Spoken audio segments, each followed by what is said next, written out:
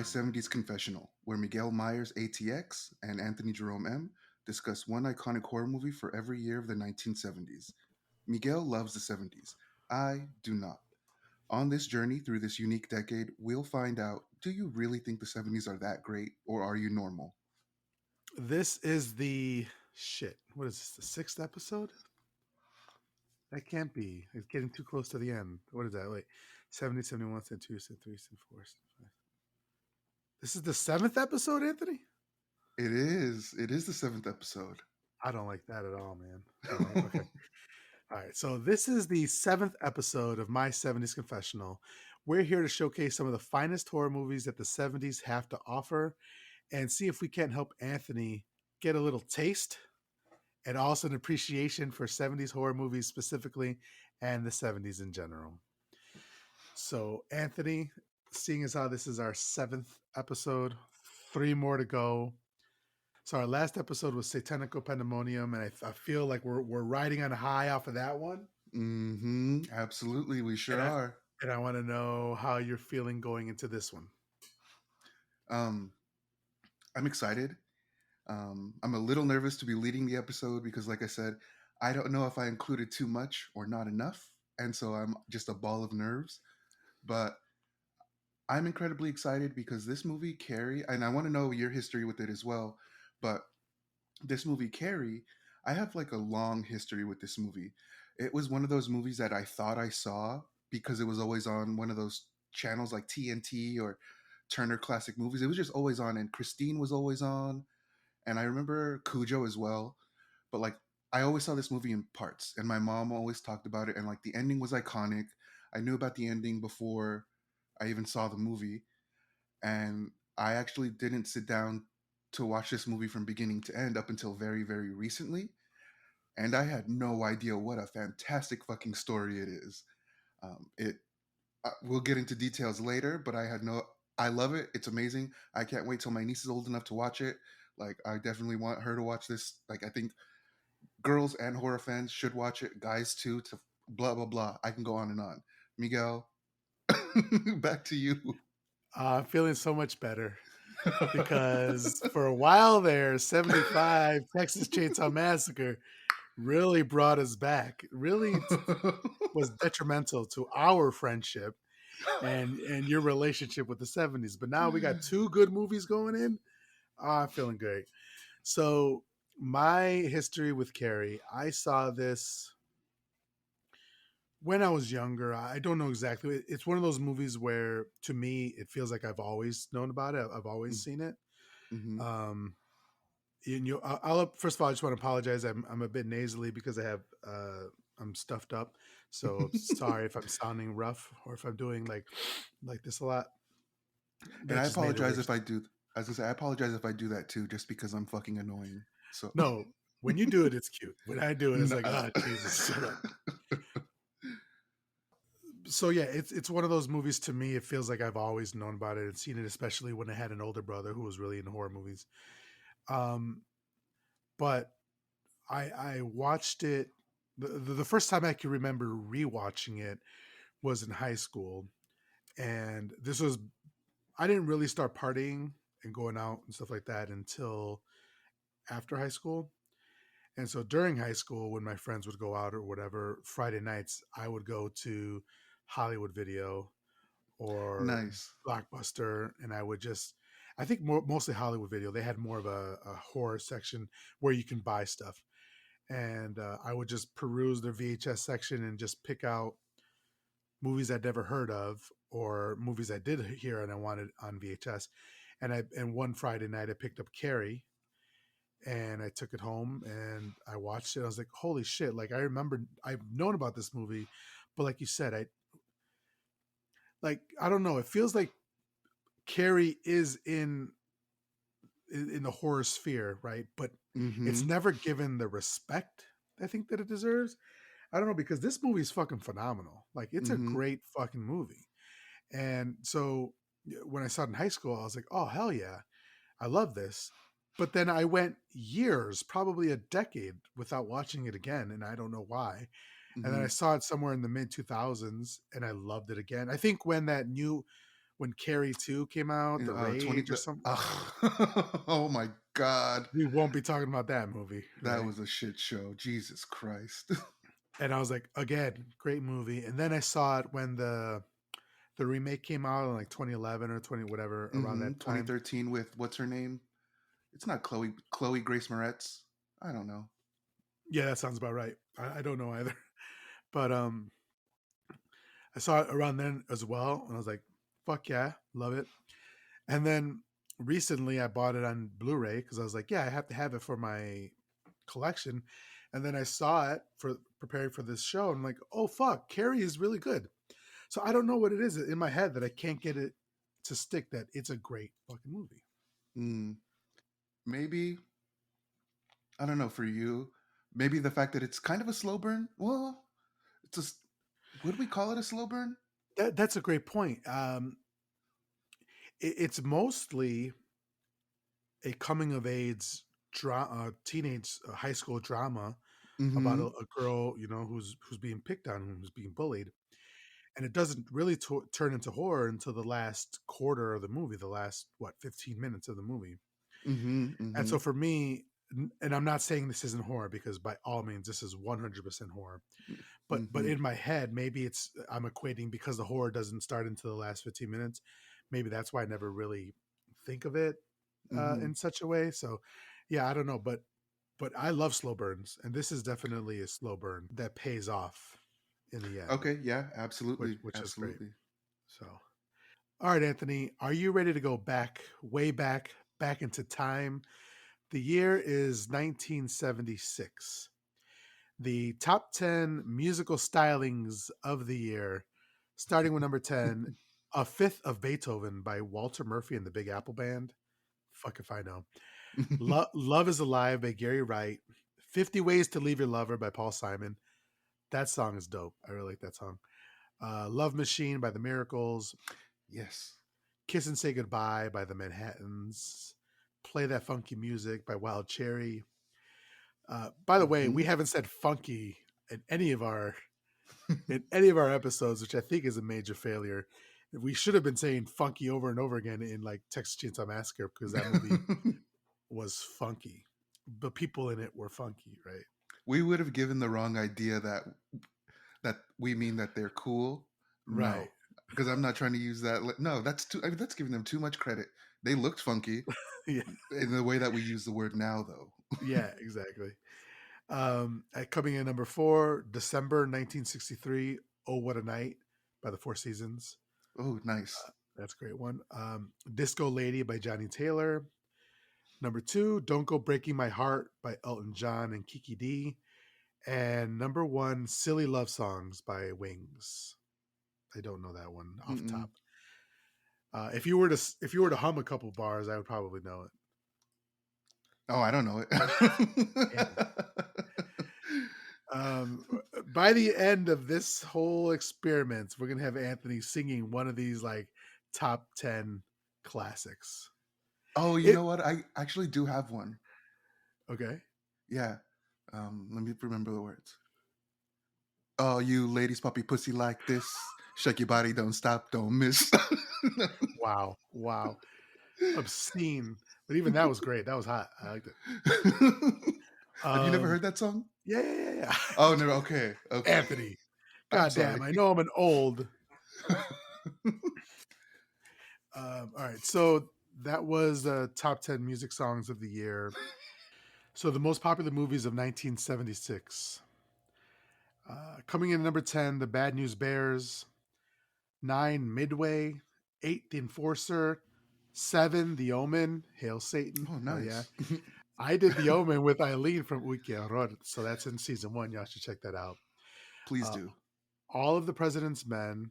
Silver Streak. King Kong. A Star is Born, which I haven't seen any version of those. Hmm. To Fly, which I believe was a IMAX documentary, and then coming in at number 1 is Rocky. Okay. So that's what we're dealing with.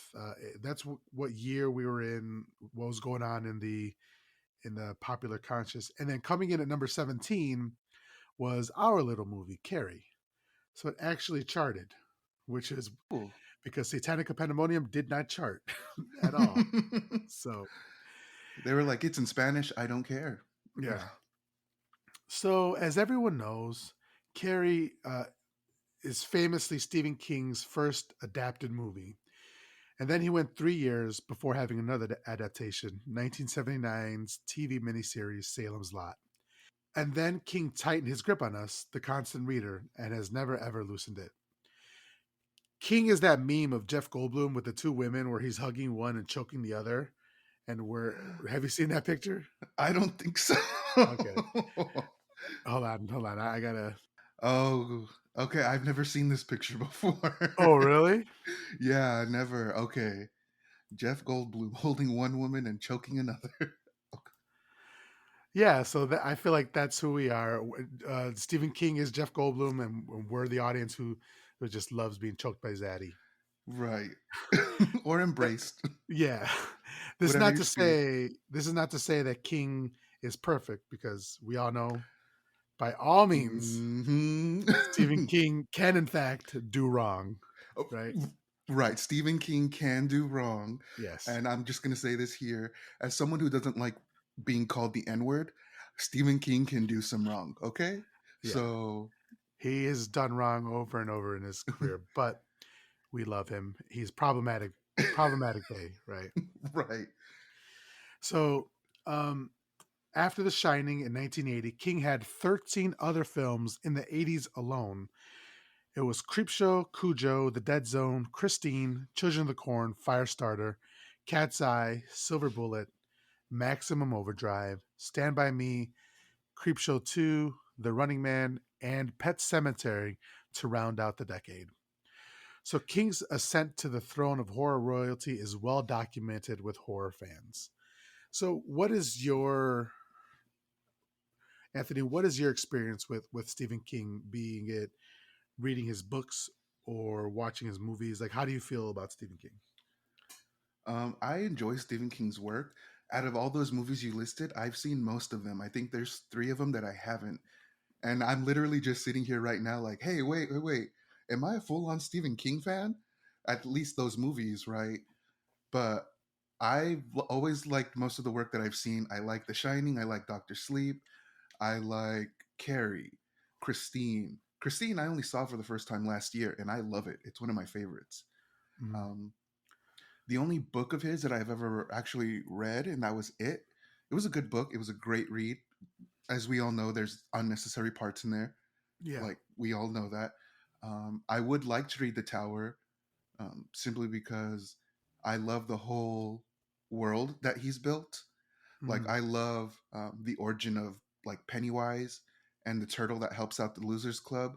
Like this person built out such a, like, I don't know, expansive world. Like I want to get into it, but I'm like, I don't think I have the time. So I'll just watch YouTube videos and they'll tell me, like, yeah. is this guy related to Pennywise? Does Pennywise actually have kids? You tell me. Let's find out. Like, Well, it's funny because we all know this the Stephen King builds a universe, and a lot of people say that Carrie was the beginning of that universe because she has something. She has that telekinetic power, very mm-hmm, similar to The Shining that mm-hmm. we see Danny has, and Dick has in The Shining, right? And then That's actually other something I did characters that want. he has. Okay, so go ahead. Oh no, sorry. I was gonna say there's actually, I didn't know where to mention this, but you cannot convince me that Carrie doesn't have The Shining. There's absolute, like, you cannot tell me otherwise. She has it. What's that guy from the Green Mile? John Coffey. He has it too. Danny Torrance has it. Dick Halloran has it. Like these people have The Shining, and you will never be able to convince me otherwise. I'm that weirdo who like won't read the books, but I'll watch a YouTube video that says which characters have The Shining, like, or top 10 characters that have The Shining. I will waste a lot of time on those. I mean, it makes sense because the Dark Tower is how many? I think it's like 8 or 9 books, maybe more, Mm-hmm. and they're all Mm-hmm. huge. So I've been wanting to read them too, but I think I'm just gonna have to do the audio version of it. Oh yeah, so also another character that shows up that has The Shining in his work is Ellie Creed in Pet Cemetery. Yeah, yeah, yeah, yeah. And She sees Paxcal, exactly. And then and she has feelings too about what's going to happen. She exactly. has it. Yep. And then like it's mentioned in book 7 of the Dark Tower series. It's mentioned with Mother Abigail in The Stand. Dick Halloran, like we said.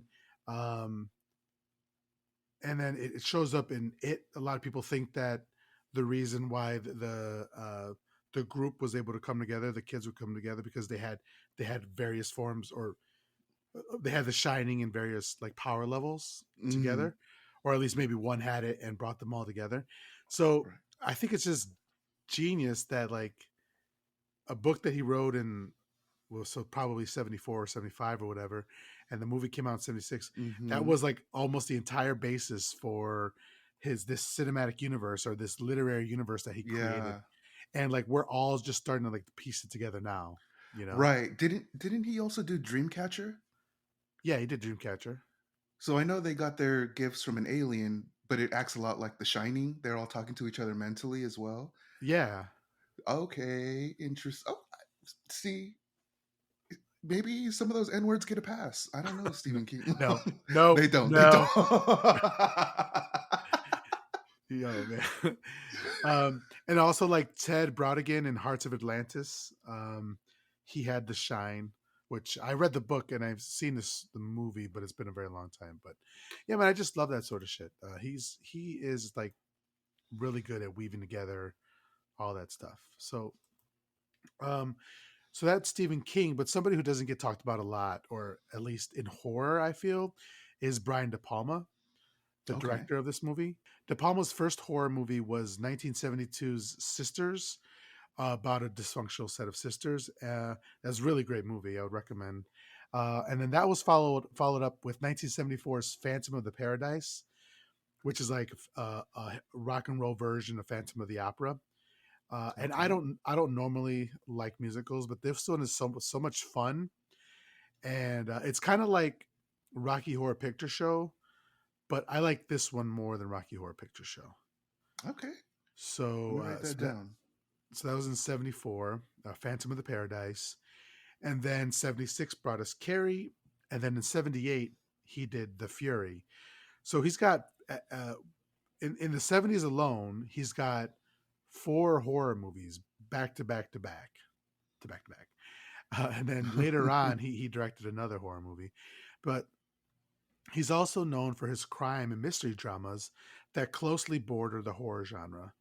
So he did Just to Kill, Blowout, of course, the the one he's probably the most famous for, Scarface, Ooh.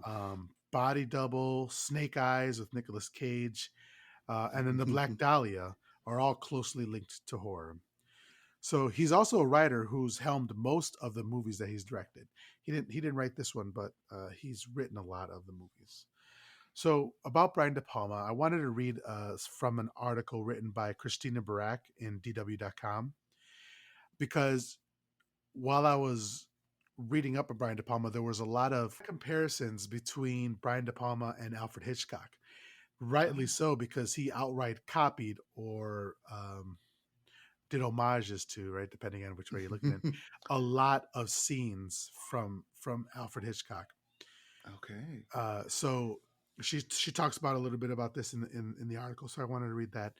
So the verdict remains out on director Brian De Palma.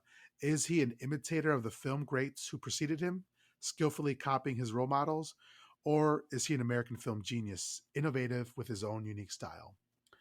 What's certain is that De Palma idolizes Alfred Hitchcock. He belongs to the club of directors that has frequently copied the work of the master director of suspense, or rather carried it forward, as fans say.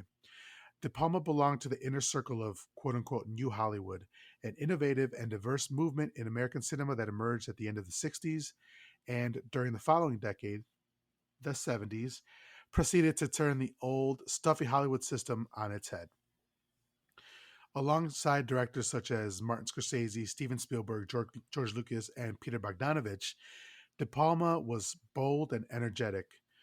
While some filmmakers like Scorsese were concerned more with style and aesthetics and sought to advance U.S. films artistically, Others displayed a strong sense of marketing potential on the popular commercial side of cinema, like Lucas with Star Wars. De Palma did a little bit of both. His first films were marked by a willingness to experiment, aesthetic boldness, and formal structures.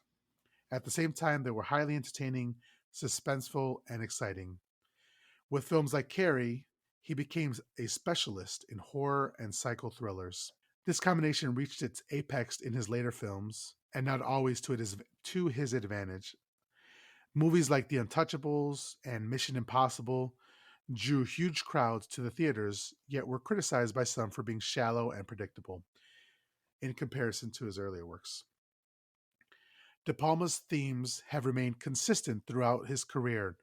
Violence and sexuality, psychological issues, and obsessions are staples of his work and often very bloody. For this reason, some of his films have caused controversy and even struggled in the US film rating system, which has strict criteria to determine age appropriate viewing content. Nevertheless, De Palma has been able to entertain while pulling back the curtain on modern American society, such as in the 1981 thriller Blowout about paranoia and surveillance.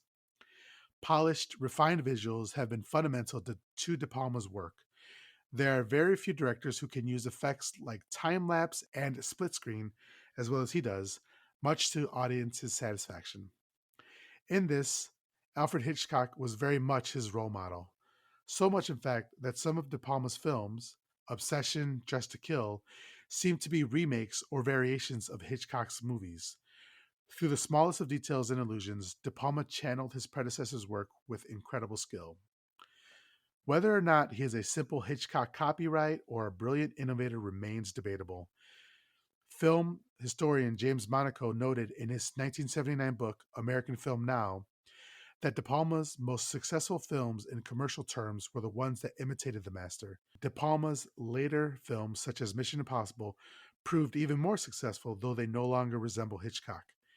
His recent films, which haven't done as well, once again contain Hitchcock references, as well as eroticism, sex, and violence, the themes through which he has chronicled American society.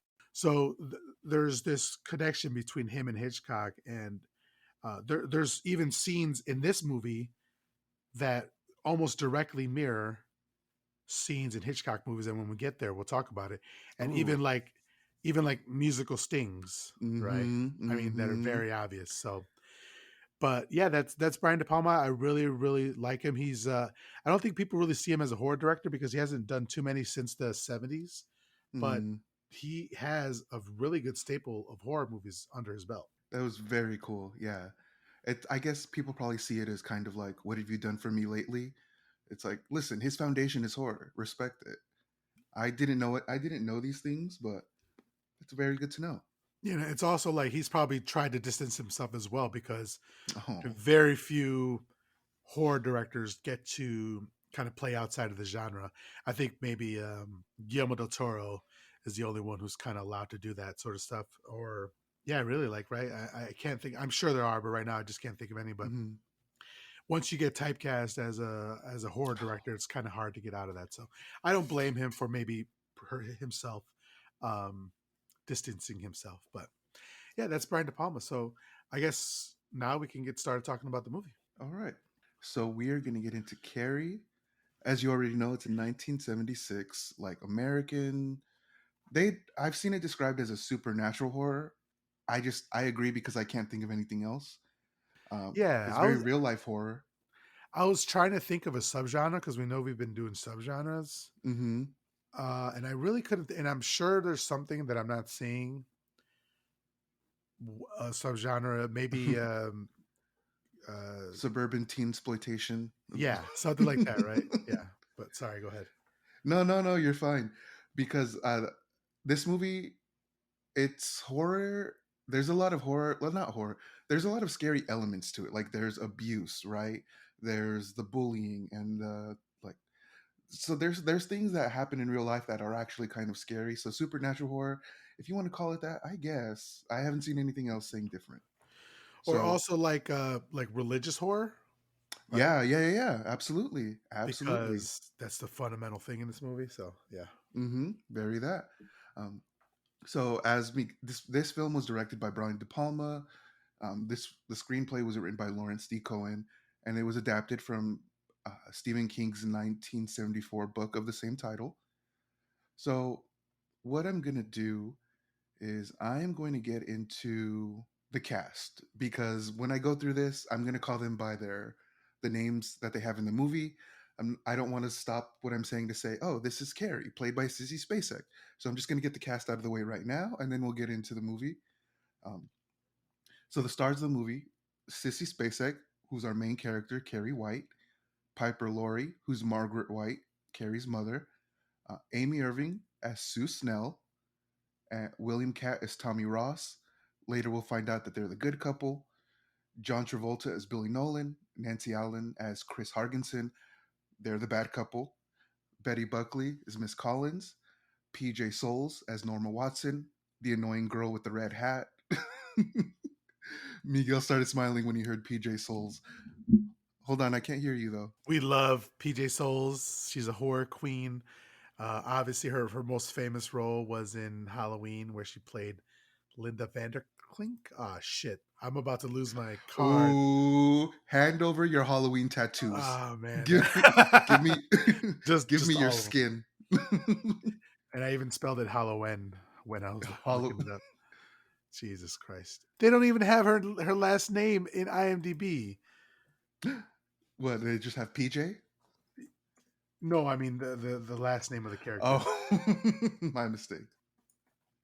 Hold on, I apologize, but I can't not, and I will be. Yeah, okay. We love we love PJ Souls, the Halloween queen. She played Linda Vanderclock. I mean, come on, that's a hard name to remember Vanderclock. Fine, For moving you, on. maybe. No. All right, who else? If I meet one Vanderclock, I'm gonna remember them for the rest of my life. But All right. all right. So also we have Priscilla Pointer as Eleanor Snell. She plays Sue Snell's mom, and that's actually her mom in real life. I thought that was a fantastic little piece of trivia there. Sidney Lassick as Mr. Fromm.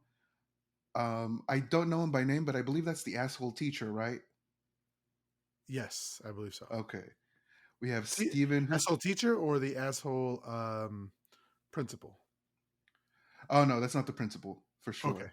okay, then I'm wrong. Because the principal's name is Principal Morton, played by Stephen. I can't pronounce his last name, and I'm not going to try. So Stephen G, Principal Morton, that asshole. Michael Talbot is Freddy. That is one of Billy's friends. Doug Cox as the Beak. I don't know who that is. And these names down here, I also don't care about, but I will have to mention Edie McClurg. She plays Helen. That is one of Norma's friends. I want to mention her specifically because I just remember her growing up. She was always somebody's mom, or she was always somebody who was like angry at some youths for being youthful. And so, Okay. just yeah, to see her in this movie, this is the first time I ever saw her young. And I was Ah, like, I got you. whoa, yeah. That's cool. Also, Cameron De Palma as the boy on the bicycle who says "Creepy Carrie, creepy Carrie." Uh, I Oh, I love that. didn't know that. That's Oh, funny. you didn't know that? No. Yeah, it's him, but it's not his voice. If I remember, we'll get into it later. Okay, okay. All right. So the movie starts out with a group of high school girls. They're split up into two teams and they're playing volleyball. The game's about to end. The team has only one more. One of the teams has only one more point to make before they win. Now the team who's trying to win, we hear one of the girls say, "Throw it to Carrie. She'll blow it." Which I personally identified with because I was that person in high school. When we played games, I'd be like, "Oh, throw it to Anthony because he'll fuck it up." That's Five fucked times out up. of 10, they were right. Listen, you got to play strategically in these games if you want to win. So I get it. Okay. so so they do in fact throw the ball to Carrie as they're playing volleyball, and she does what's the word? She like knocks it out of bounds. So the opposing team does win. This is where we get our very first instance that Carrie is possibly a bullied girl. All of the girls like angrily walk past Carrie. One of the girls tells her, "You eat shit," very drastic. And then Norma, her character, hits Carrie in the face with her hat. as they all go into the locker room because the game is now over. That Very drastic. they're so mean to her right off the Yeah. bat. Like, I can't imagine being this mean to somebody. How's like so we're like a minute into this movie and already I'm like, Jesus Christ, they're so fucking mean to her. Which Hmm. is very effective because we already feel bad for her, right? Yeah, and it's like the just saying you eat shit. That took it so you're playing a game in high school for no prize. You don't need it. You don't need to take it that seriously. So I instantly like I felt insulted, assaulted. So we are now in the girls' locker room, and we see the girls in various states of undress. There, some are in the shower, some are getting dressed, some are getting into the shower, some are even kind of frolicking. Look like because they're just having a good old time. It's kind of in slow motion. And what I really really liked about this scene is it does seem incredibly tasteful. The music that's playing makes it seem like it's more art than it is look at these naked teens, these local girls in your area, they're Mhm. showering up. It didn't seem it Not the girls reminded in your me area. exactly. It reminded me of the end of Santanico Pandemonium where it's the nuns are in various states of undress and they're frolicking and like it looks like a Renaissance painting.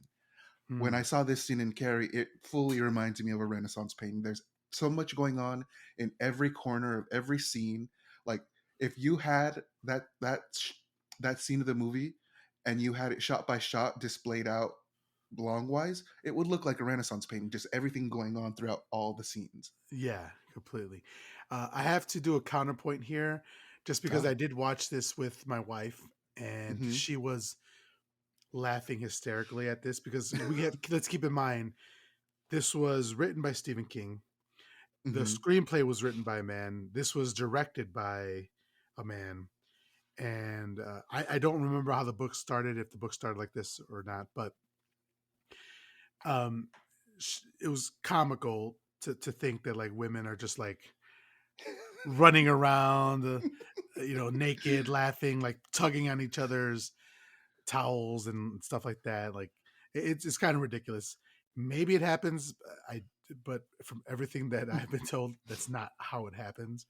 And so, while I agree that it is beautifully shot and probably more tastefully done than like you would see like in an '80s, um, like Porky's or some mm-hmm. stupid comedy like that. This is still like very gratuitous. Like I Yeah, don't. I'm sure none of these women are under 18, but they're supposed to be teenagers, and like right. we're seeing nothing but like junior and senior. Like I don't know if they flash Bush. I don't remember that, but it's definitely there's a lot of breasts in this one, right? Yeah, yeah, yeah, yeah. So I didn't want to be like the. There's definitely a lot of male gaze. Like this whole movie is male Yeah, gaze, right? yeah, honestly. Thank you for putting me in check because that's exactly what it is. Yeah, no, but I mean, I was the same way. I'm like, damn, this is beautifully shot, like but but yeah, there's.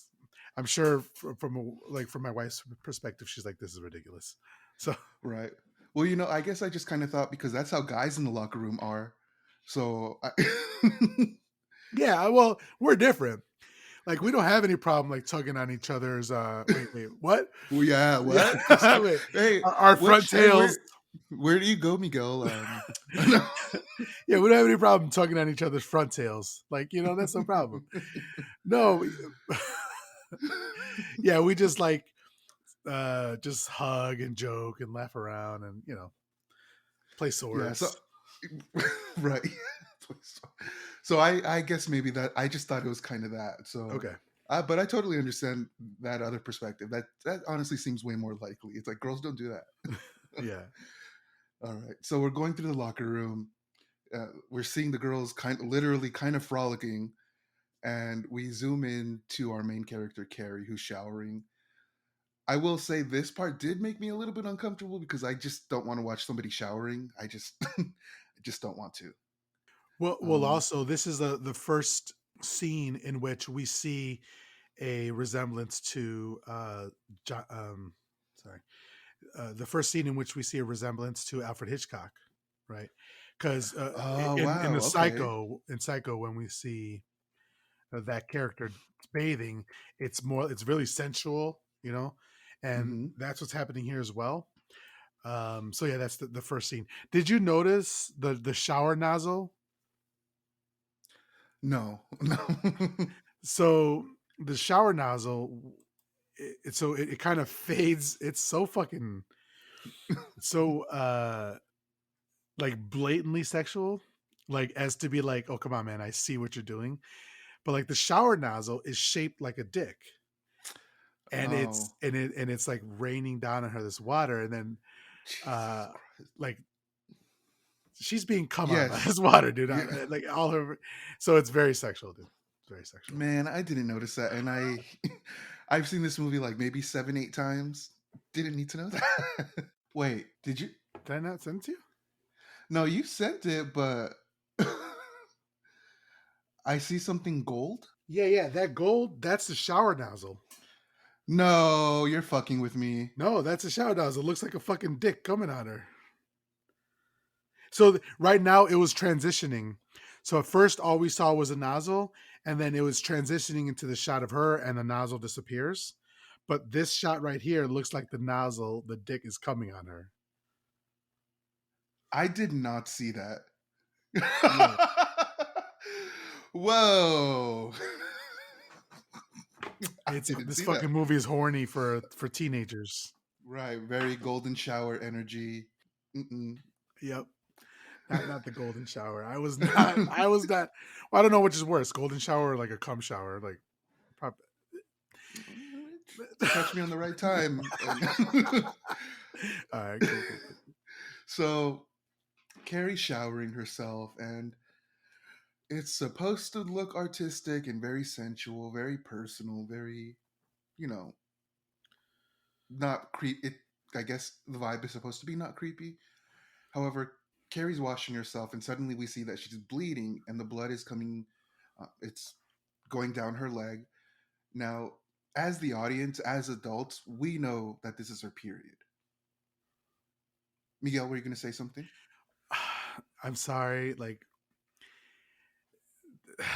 she's actually at one point like grabbing her breasts, like squeezing her Yeah, breasts. yeah.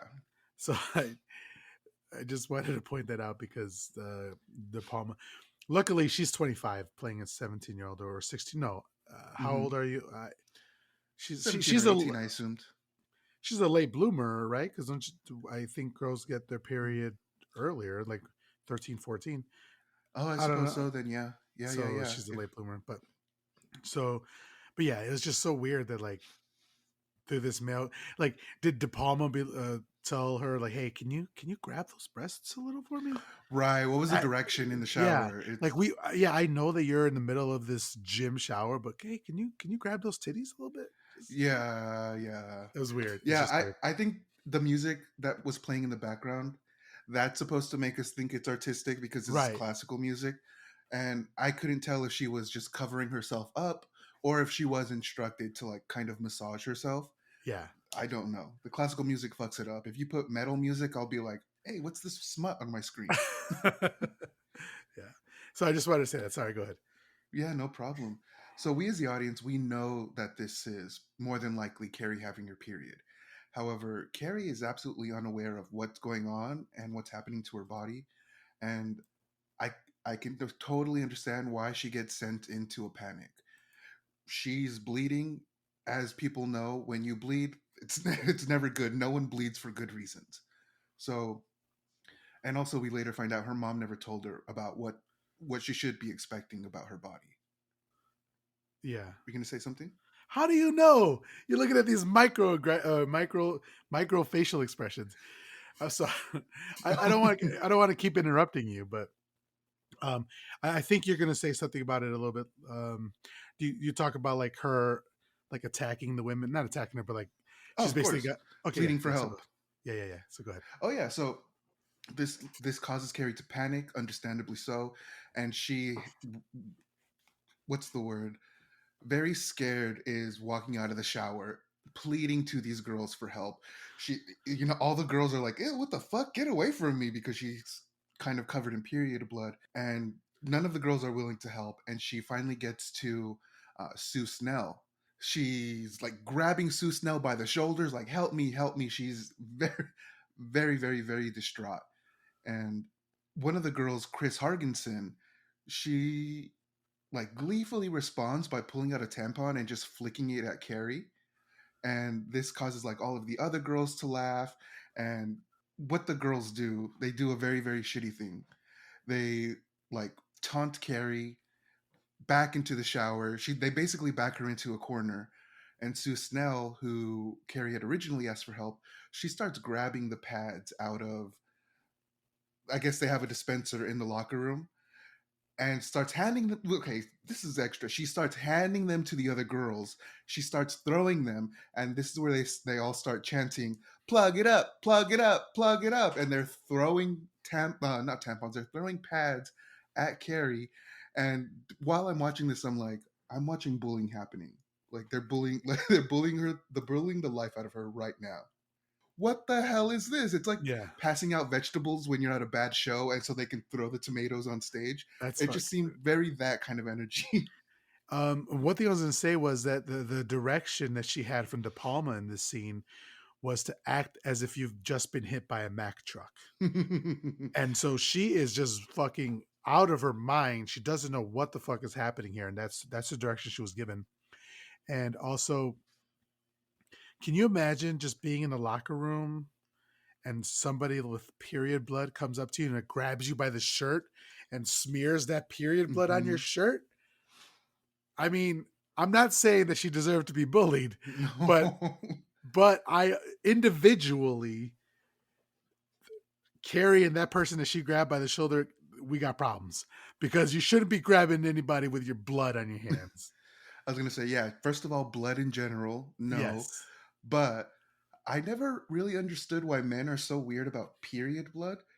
Because I'm like, I thought you like women. I thought you like vaginas. That blood should be like at least like that shouldn't be the worst kind of blood. I don't know. I just always thought it was weird how like disgusted straight guys are by it. Like, just don't bleed on me. What the hell? Like that. Okay. Yeah, I will mea culpa. I'll take that. Like, I don't know why either, but I will say that witches use period blood to cast spells. Uh, So maybe there's a reason why. Let me We tell you something. we naturally know that there's something wrong with I will say, if you know Southern people who may practice a certain thing and you don't know them, don't eat red food if they're a woman. And also, if they're a man, don't eat white food. They put stuff in there. Yes, this is a thing. this is another Anthony Jerome Jesus. moment here. This is a whole fucking. We're so derailed. But I remember every time watching this scene, I'm like, God damn, she's acting like she's just been stabbed. And now it Yeah. understands that Hmm. the direction was to act like that, act like you've just been hit by a fucking truck. So Yeah, yeah, yeah. that kind of explains what's going on here. Yeah, I saw that in the Acting Carrie documentary. It came out in 2001. Um, so when she said that, when she was looking at her hand with blood on it, that was her. All she was thinking about was the direction she got was like, act like you got hit by a Mack truck. And it's kind of cool to see that scene because she does look bewildered, shocked, like, what the fuck did just happen to me? So I think she followed the direction very well. Yeah, and then this is the introduction of like colors being used thematically, like the color red Mm-hmm. Mm-hmm. throughout this movie is shown to be bad or evil. And then when she's in a peaceful place, more often we'll see the color blue, like more like a North Carolina blue, like a light blue. Okay. And Okay. that's when like she's positive, when she's thinking positively, because this is a ultimately a very tragic story about a young girl who's trying everything that she can to escape her upbringing, right? Mm-hmm. And Mm-hmm. unfortunately, because of her parenting and also because of some really really shitty people, ultimately she's not able to do that. But Mm-hmm. they use colors very well in this movie to kind of represent that. I'd absolutely agree with you. And there's something about a color specifically that we'll talk about that I'll try to remember to touch on later. But Cool. we're back in the locker room. The girls are throwing pads and tampons at Carrie while she's backed into a corner. And the gym teacher, Miss Collins, sees this and she comes rushing out. And I don't know how she exactly zeroed in on Sue Snell, but she grabs Sue Snell by the shoulders and asks her, "What are you doing?" And very funny and excited, like Sue answers, "Carrie got her period." And we see Miss Collins like incredibly frustrated, like like grabs Sue by the shoulders tighter. And like I kind of got the vibe she's saying, "No, like as a human, what the fuck are you doing?" Because she asks her again, "What are you doing?" after she says, "Carrie got her period." And we see that Sue has this reaction like, "Oh fuck, like what am I doing? Like this everything I'm doing right here is entirely uncalled for." And Y- I just thought that was an incredibly great bit of acting between the two. Yeah, completely agree. It feels to me like the gym teacher, I'm forgetting her name right now, Mrs. Miss Collins. Collins. Miss Mm-hmm. Collins. Feels to me like Miss Collins really has it out for her, like because she repeatedly um, kind of harps on Sue and what she's doing.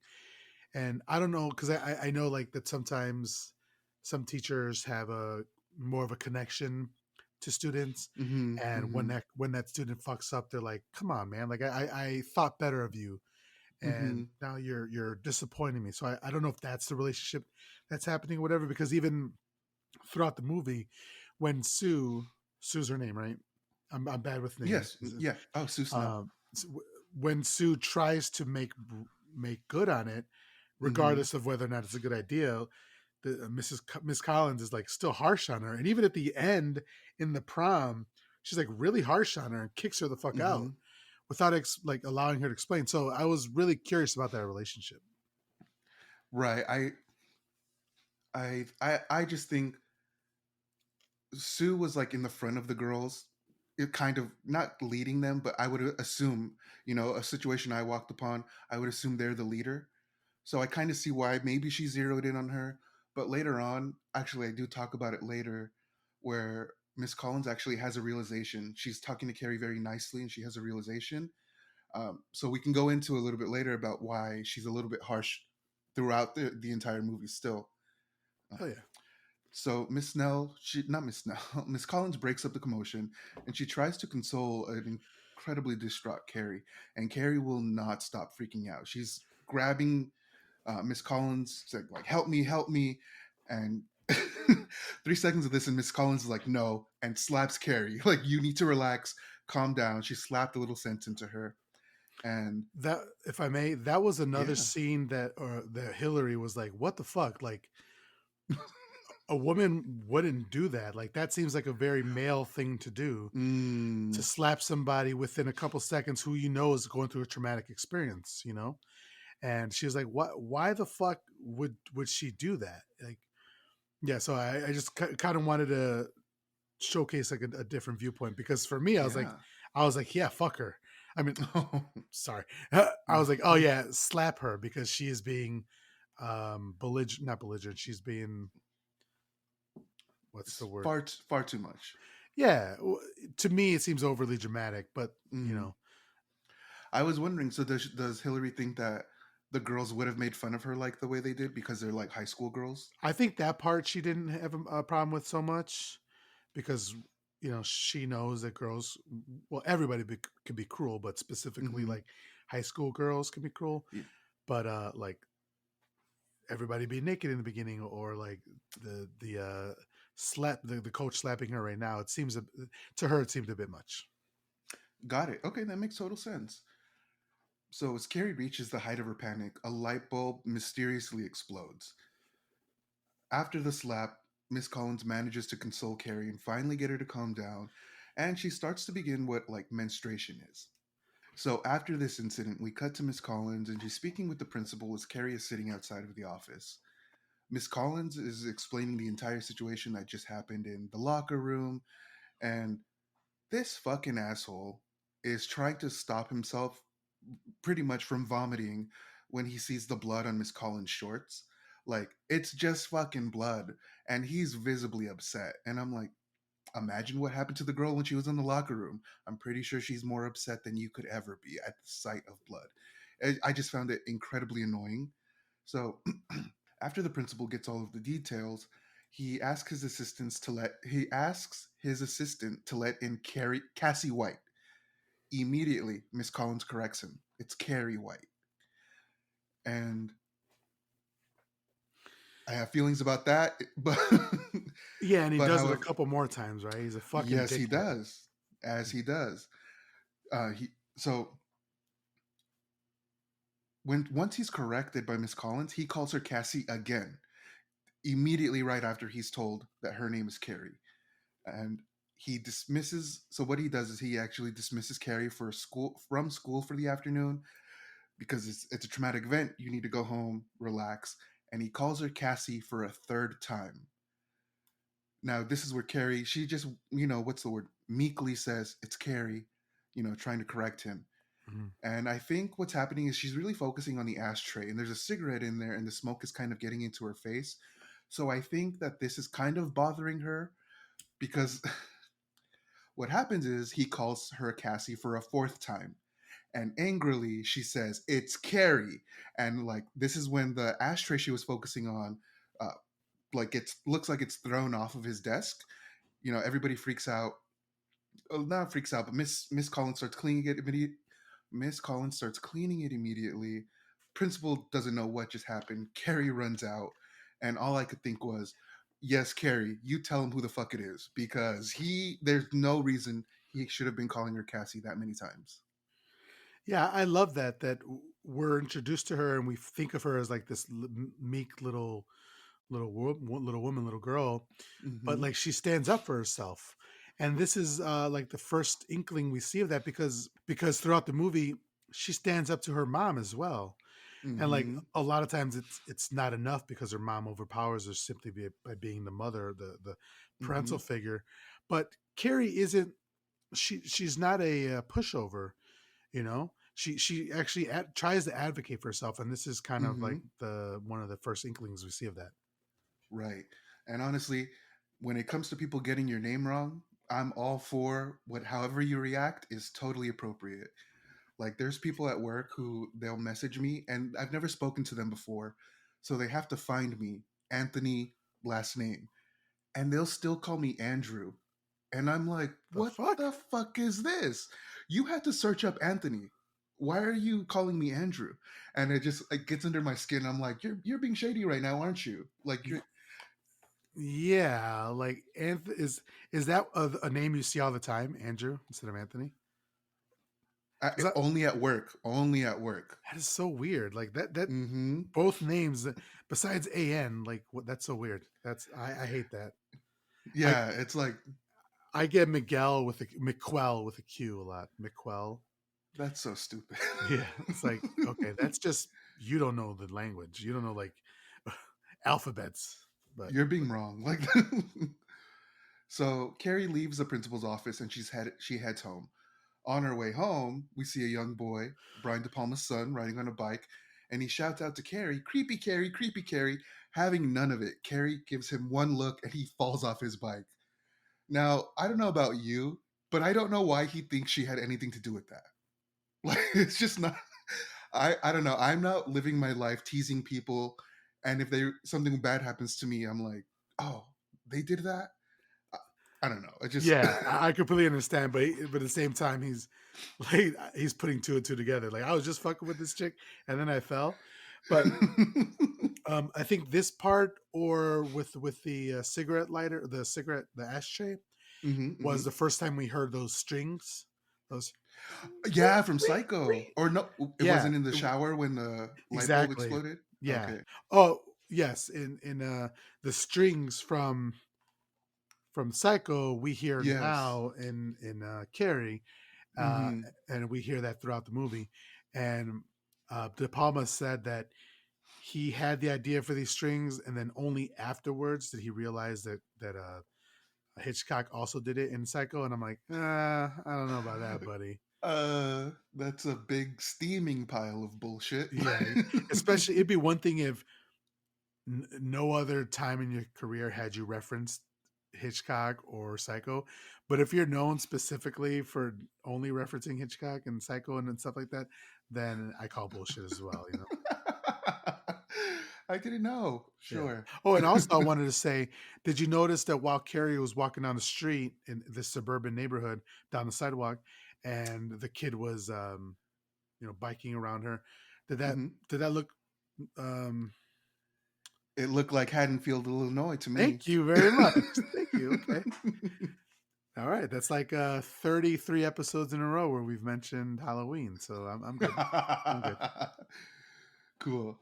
So after Carrie knocks the boy off his bike, we see a woman all dressed in black, this incredibly fiery red hair. She's walking up a driveway. Now, Travis from Podmortem said this, but when I watched it, I thought the exact same thing. Is this person a witch? Because she has a big, like, long cloak on, this fiery red hair. She has a bag, and who knows what's in the bag. I thought this was some kind of witch. I love this outfit. Like, Mm-hmm. I think Mm-hmm. she looks so fucking cool with this cape. Like, Mm-hmm. we talked about capes in Blackula. Yes, we did. Like, I wish I had the sexual reproductive organs to wear a Pull off a cape. cape. Yeah, man, because it's so dope. It like automatically takes you up like 3 or 4 levels of like your I whole agree. outfit. You know. I agree. I would definitely love a little capelet, like half Yeah. cape. They're Oh, like fuck yeah. It'd be so good. right. So we see this woman. I was not expecting what we actually got. Like I said, it's witchy attire if I've ever seen any in my life. Now she knocks on the door, and we come to find out this is Margaret White. It's Carrie's mom, and she's actually at the door of Sue Snell's house, and she meets Mrs. Snell. Now this whole scene could have been a lot more interesting because maybe like Carrie has just gotten bullied. Carrie is on her way home right now, and Carrie's mom is at the house of one of the main bullies. It kind of sucks that we didn't get anything there, but also I understand nothing was entirely needed. But it just kind of seemed like, oh man, Carrie's mom can totally confront Sue's mom about what just happened. But we later learn Margaret's not on Carrie's side, like at all, for anything. Right. So they exchange pleasantries. um, Margaret asks, "How's the doctor? Your husband?" Mrs. Snell, "Fine." "Well, how's your daughter?" "Fine." "How are you?" "Fine." Mrs. Snell, Mrs. Snell wants no part of it. Margaret interrupted her drinking and watching her program off the world's smallest TV. Like Mrs. Snell had things to do, and Margaret interrupted all of that.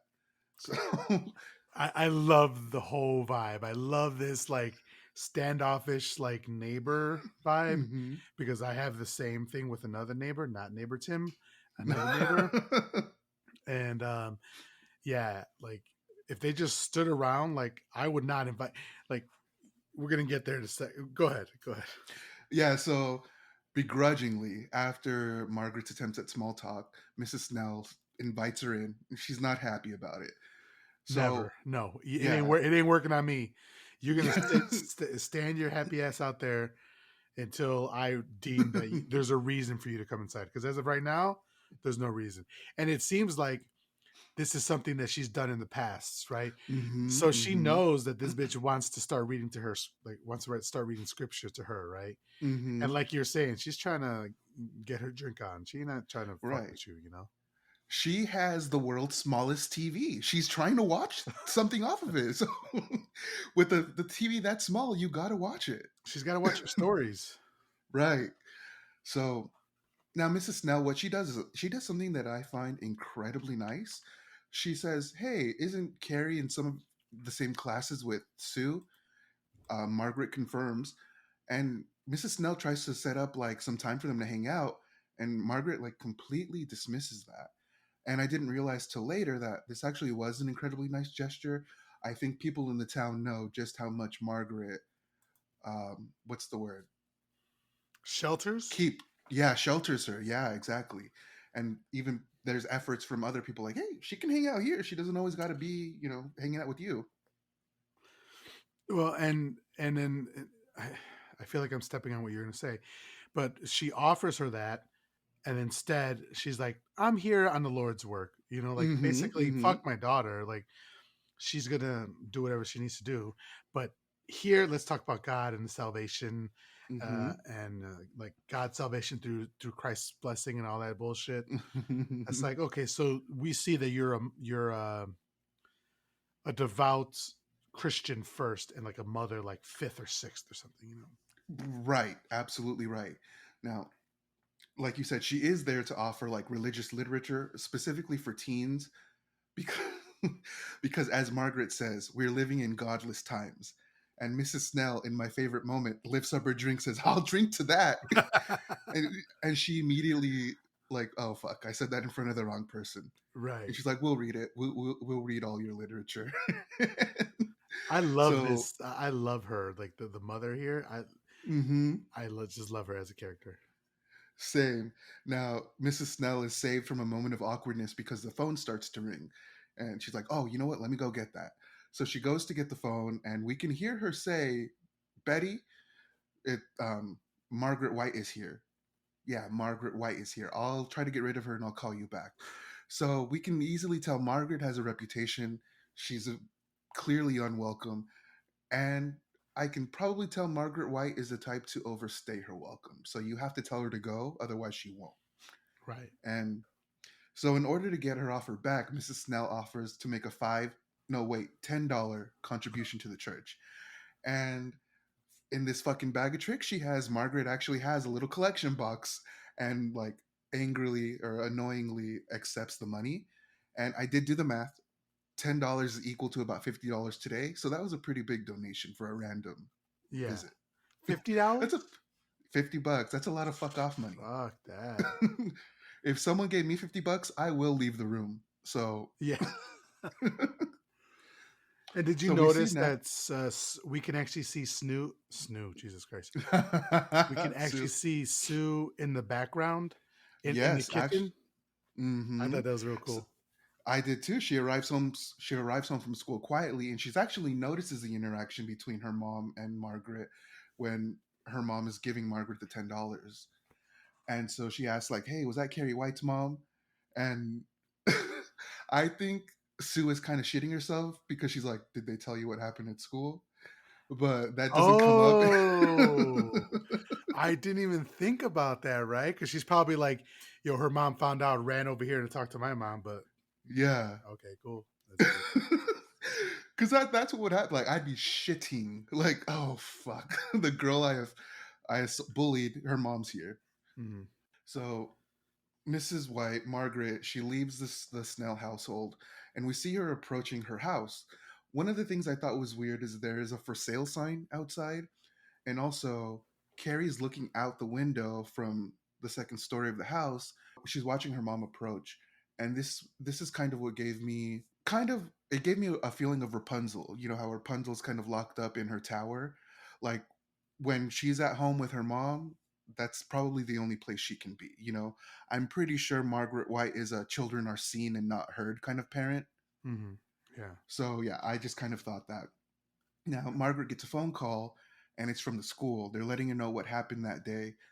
I assume they're letting her know what happened that day, like what happened in the shower, and that she didn't know what was happening with her body, and maybe the kind of, they would probably call it an outburst that she had in the principal's office when she was simply correcting the guy. So I like to think that Margaret is being told about all of these things because what we see is she only focuses on one. Uh, Carrie, she's listening while her mom's on the phone because she knows it's about her. She knows it's the school. Once Margaret hangs up the phone, she says, "Carrie, I know you're listening. Come downstairs." Like, damn. What? I don't even know how she would know that. Maybe she has a shining. Maybe the walls are super thin. Who knows? Um, But also like, so it looks like Carrie lives in the attic, which is very weird, right? Like you wouldn't mhm. think you'd have your daughter living upstairs in an attic. It just again goes to show you what kind of mother she has, you know. Yeah, absolutely. You know what? I this whole time I thought it was a room, but you're right. It is the attic. Yeah. So Carrie approaches her mother, and the first words out of Margaret's mouth are, "You're a woman now." And very upset, Carrie's like, "Why didn't you tell me?" Like, this is very upset. And this part's a little difficult because immediately what it turns into Margaret beating the shit out of Carrie, trying to get her to read scriptures, telling her that the menstruation she's experienced is a result of sinful thoughts, the curse of blood, as she calls it. This whole thing, it's very Carrie's in the dark. She's bullied and abused. And the abuse for me is just hard to watch because you're using that stupid fucking book you like and you're using it to harm the person you should be protecting and preparing for the world. Yeah, this is a tough scene to see. It's just really sad for Carrie because she's like, she's pleading with her mom. Why didn't you tell me, Mama? Mm-hmm. And I don't. Are they? I forget where they are. They in California? I don't remember if it's ever Oh, I really don't said or know. not. But Mm-mm. it sounds like she has like a southern accent. She's going like, Right, "Why yeah. didn't you tell me, Mama?" Like that sort of thing over and Mm-hmm. over again. And she's just like, she wants to be held by her mom, and she wants to be Mm-hmm. told that it's going to be okay. And instead, her mom's like, "You have sinned," and it's Mm-hmm. a very misogynistic way Yeah, of absolutely. interpretation of the Bible, or maybe it's not. Maybe it's exactly how the Bible is always interpreted, Oh. but it's that it's the woman's fault. Like the Yeah. woman allowed herself to be taken. So Eve allowed herself to be taken by Adam, and Mm-hmm. then everything bad with the world happened because of that.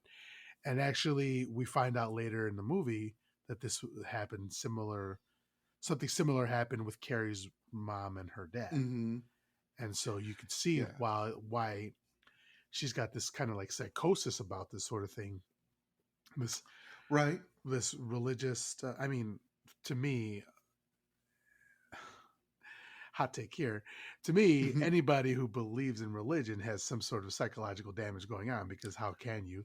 But that's my hot take.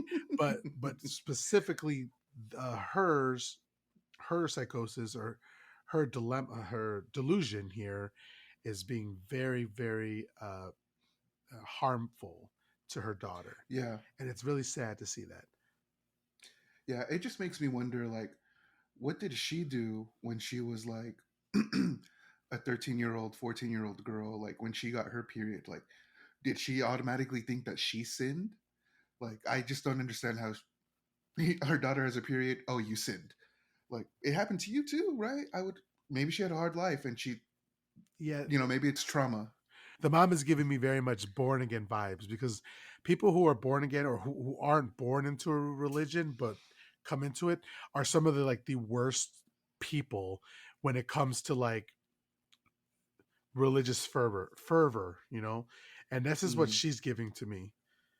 This kind of yeah. because it seems like all of her problems started with when she met her husband, or yeah, Mm-hmm. her husband, Carrie's father, and like she had to deal with that relationship breaking up, and then she's taken that out on her daughter by like maybe she started going to church afterwards, and then just became Ugh, that more religious. very that, honestly. Yeah. Ugh, you cracked the case. You know what? We don't need to talk about it That's anymore. done. We're good. This has been, yeah, it's Next been my week we'll 70s be talking confessional. about. So, after Margaret beats her daughter's ass, Carrie's dragged and locked in a very, very small room called the prayer closet. Margaret forces her in there so she can pray for forgiveness, which just breaks my heart because what happened to Carrie, it happens to most girls. There's no reason to be praying for forgiveness.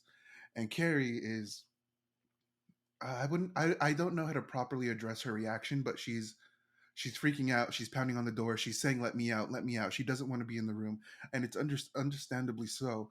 Like her mom shouldn't be locking her in a closet like that for any reason. And she's in there for hours, forced to pray, praying to this thing that I. It doesn't look like Jesus. I don't know. It doesn't look like the crucified Jesus either, just because of how crooked it.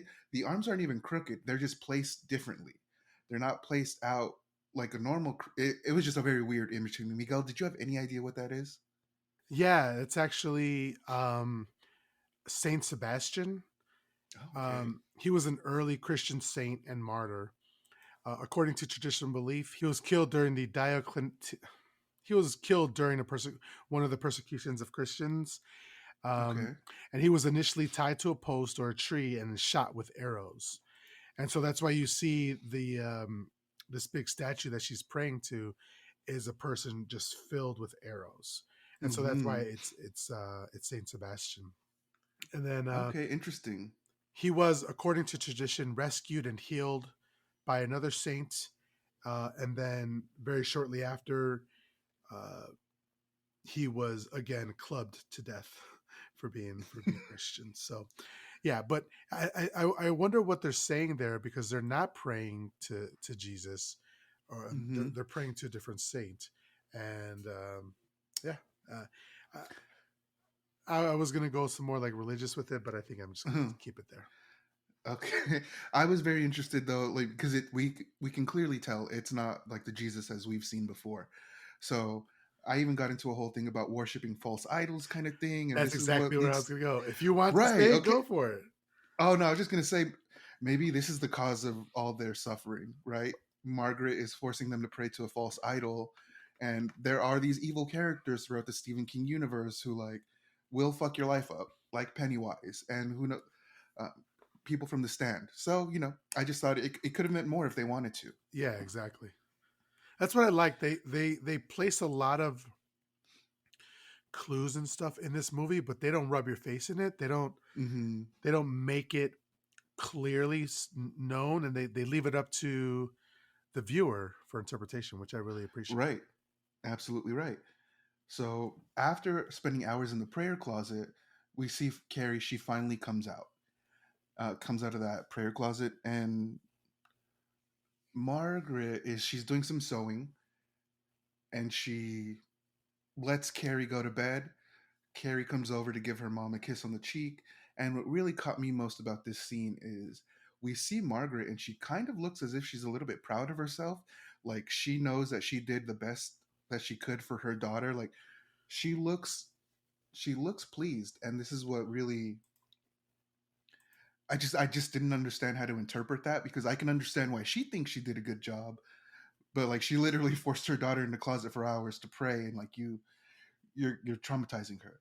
Yeah, So it's fucked up. Carrie, yeah. So Carrie's finally allowed to go back into her room, and she's staring at herself. She's staring at her reflection in the mirror, clearly distraught.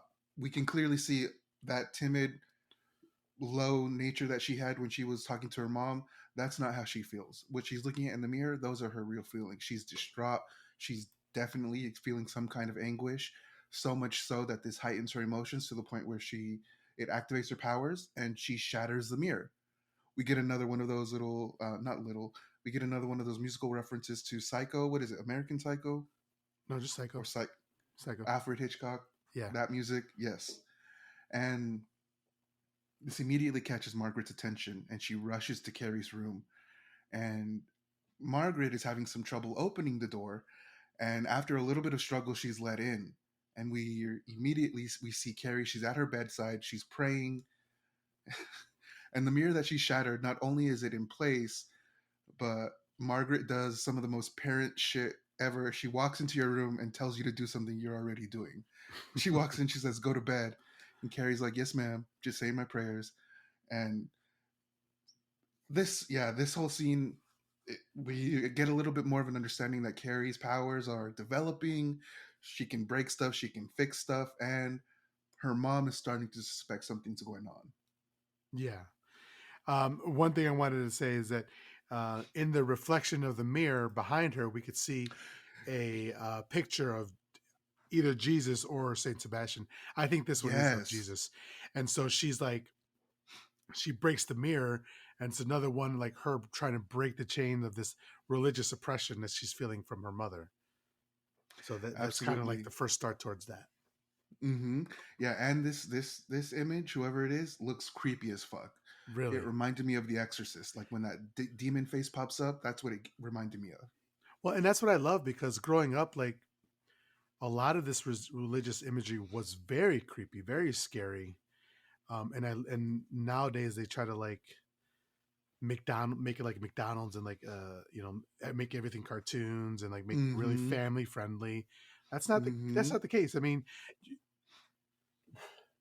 excuse me, I'm sorry. You literally have a man crucified on a cross hanging around your neck. Like that's that's horrifying. That's Yes. horrible. So there's a lot of religious imagery that is terrifying, and I love that they kept that in this movie. Very true. Absolutely. So now it's the next day and we're in class with Carrie and we see her teacher, Mr. Frome.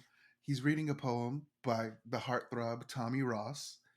And it actually does sound like a pretty beautiful poem. Like, I don't really care for poetry, but you know what? This one wasn't bad. After reading the poem, the teacher kind of hints that this is something that Tommy might not be capable of because because Tommy does sports, right? He couldn't possibly craft a poem like just it's just not done. In the 70's the men weren't like that. So the teacher's confused and he asks the class for any criticisms. And no one has anything to say, but Carrie does. And she says it's beautiful. And once again, this fucking asshole makes fun of Carrie for calling it beautiful. He's like, beautiful. Oh, and it just Yeah. like, why?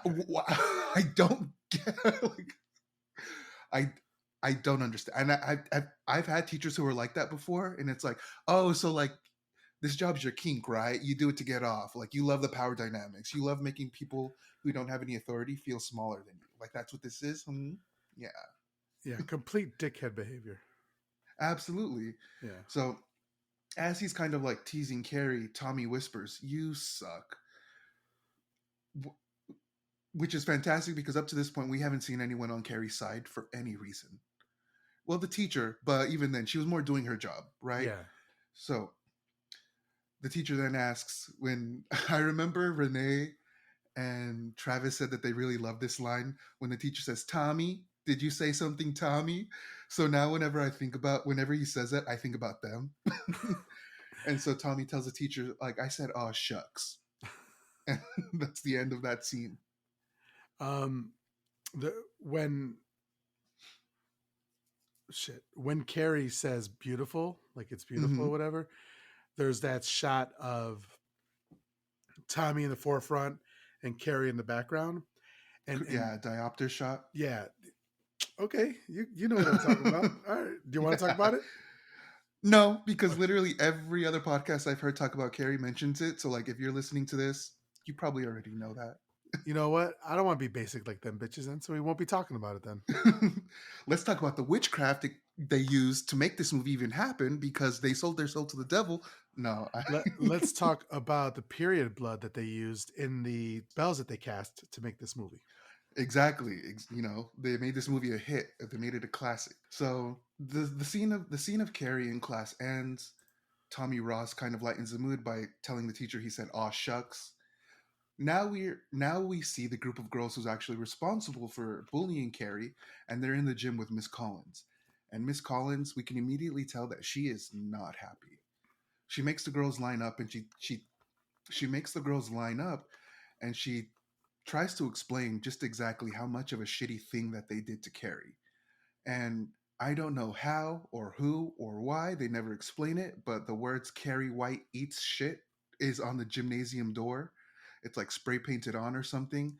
Yeah, And I would like to know more about that. We don't hear anything about that. yeah. It's so, man. Like I think we talked about this in the Discord a little while ago about like growing up, like being bullies and stuff like that. Like I was a bully to a kid. Well, like the whole class had kind of, it was kind of like a Carrie situation, you know. But Yeah. even then, it was never like vandalize school property and like, yo, this person is a fucking piece of shit or something like that. I don't know. It just seems so excessive. And Hmm. I'm not saying that this is unbelievable because I wholly believe it possible. But like to be in the mindset of somebody who would do that, Hmm. it's just for me, it's very hard to get into that sort of mind now in my age right now, you know. Right. You know what? I think about that a lot too. Like, I think about times I've been angry. I've been that angry before. And luckily, I've been that angry to now I'm like, nah, I don't need to get to that level. It's totally good. It doesn't do anything for anyone. Yeah. So yeah, maybe it has to do with age because these are kids, Yeah. you know. Yeah. Miss Collins continues to explain to them that if she had her way, they would get 3 days of suspension and refusal of their prom tickets because she knows just exactly how much that would impact them, and she knows, like she says, that hit you where you are, wouldn't it? It just, That whole scene is kind of funny because like the girls aren't giving a shit and she's really serious, like she's on the verge of tears kind of, and the girls are like, yeah, yeah, yeah, all right, what's next? Norma's just got So like this smirk on her face. She's like, "Wipe the fucking smirk yeah, off your face, bitch." She's like, "Oh fuck." yeah. And it's like, hey, you're in trouble. Like you did something shitty. So in order to actually punish them for the nasty thing that they did to Carrie, they they're not going to get the 3 days of suspension and refusal of their prom tickets. They are going to get a week of detention. Now it's going to be a week of detention with Miss Collins, and it's going to be on the athletic field, 50 minutes. The girls go from upset that they may not be able to go to prom to excited that all they have to do is detention, back to upset that it's detention with Miss Collins. So like this little up down, it's just like, yes, I loved it. It was so delicious because they thought they were off the hook, and it's like, nope, Yeah. you're not. So they are warned that if they don't attend the detention, then they'll get the 3 days of suspension and refusal of their prom tickets. And in like the biggest Karen fashion, Chris Hargensen, she's, in my opinion, she's one of the worst aggressors that Carrie had in the entire situation. She has the biggest attitude. She's the one who she flung the first tampon in the locker room. Like she started getting the girls laughing, and we can kind of tell that Chris actually has no idea why she's being punished, and she's the most resistant to this uh, detention. Right. And like I gotta say, this shit it triggers the hell out of me because if somebody can't even admit that they did something wrong, I start thinking like, oh my god, you're just such a terrible person. You have absolutely no idea what right and wrong is, do you? I start questioning their whole morality. Like I said, it triggers me. Yeah, like to think that you shouldn't be punished for what you've just done to this girl, that you should be Hmm. allowed to be free. It's like, who raised you, or like what morals do you have, you know? So yeah, I completely agree. Absolutely. Being like infuriated with her, you know. Yeah. So yeah, when I meet someone like that in real life, I feel the exact same way. So just seeing it in the movie, I'm like, no, I can't. Yeah. So so they begin their first day of detention, and we like kind of show them they're running in place, and there's only 10 minutes left, and this is when Chris decides that she wants to throw a tantrum, and this is when Miss Collins says, hey, there's only 10 minutes left, and Chris says, oh yeah, we'll stick them up your she stops herself. Miss Collins isn't having it. Miss Collins walks right up to her and slaps her in the face, and and I'm sure a lot of you know this, but one of this slap happened 30 times, about 30 times. In the Acting Carrie documentary I saw, she says like, yeah, no, I think she slapped me about 30 times. I thought we were going to do a little stage slap, but no, De Palma wanted real slaps. Jesus Christ, I was not aware of that. Yes. I would So probably, she's, I would be a crying mess. Like oh I yeah. imagine me like, I don't think I've ever been slapped. You have slapped somebody.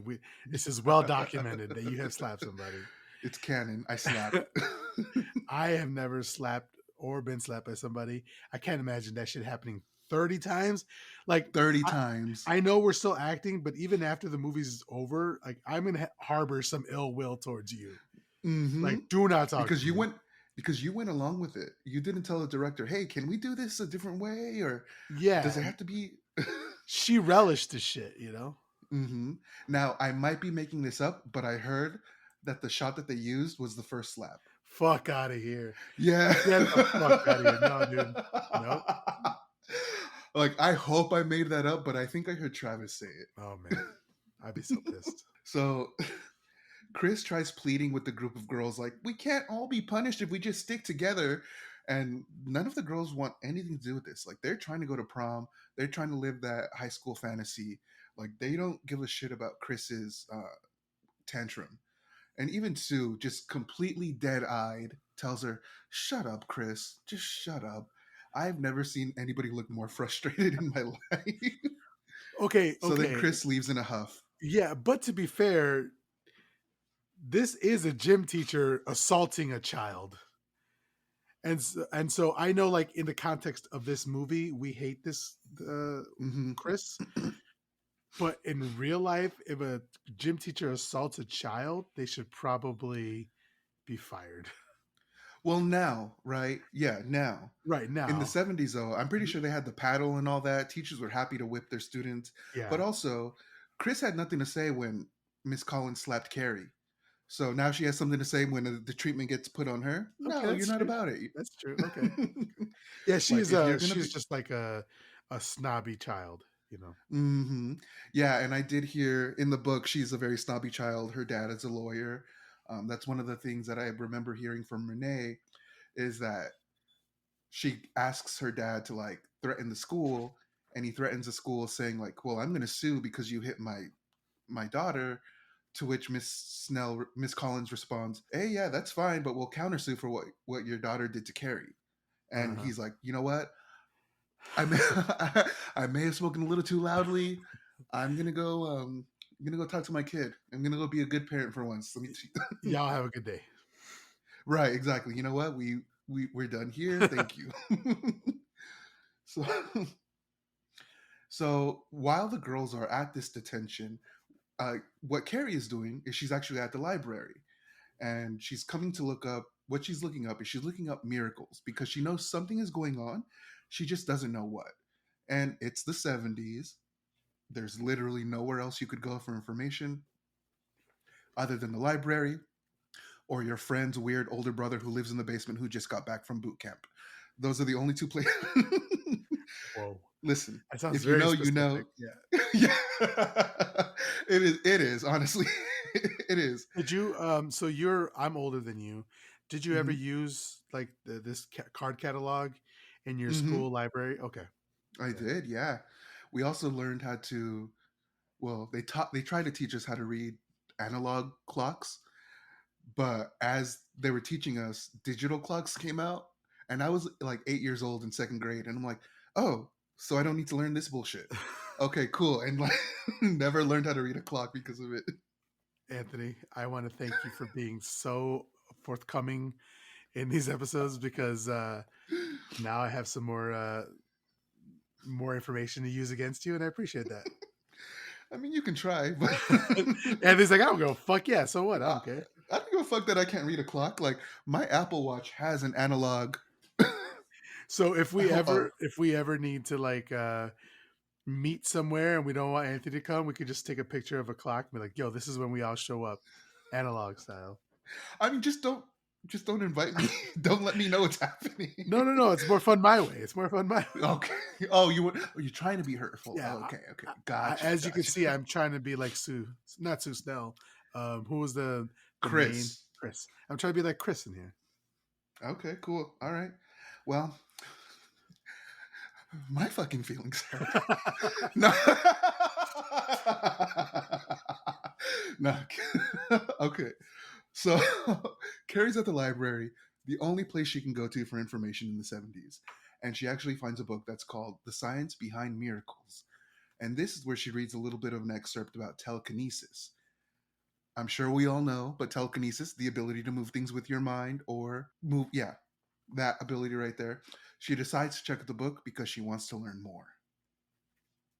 Now, this movie has a lot of just the scenes end very abruptly in this movie. Right. Like we know Carrie's gonna check out the book, and now we cut to Sue, who's actually she's at like the school track watching Tommy run. I don't know if they're doing drills. I don't know if it's just practice or what have you, but she's there to meet Tommy at whatever he's doing on the track.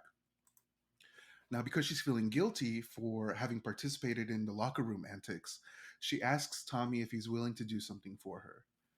Um, she asks Tommy if she would take Carrie to the prom. And this is so she can try to make up for her cruel actions.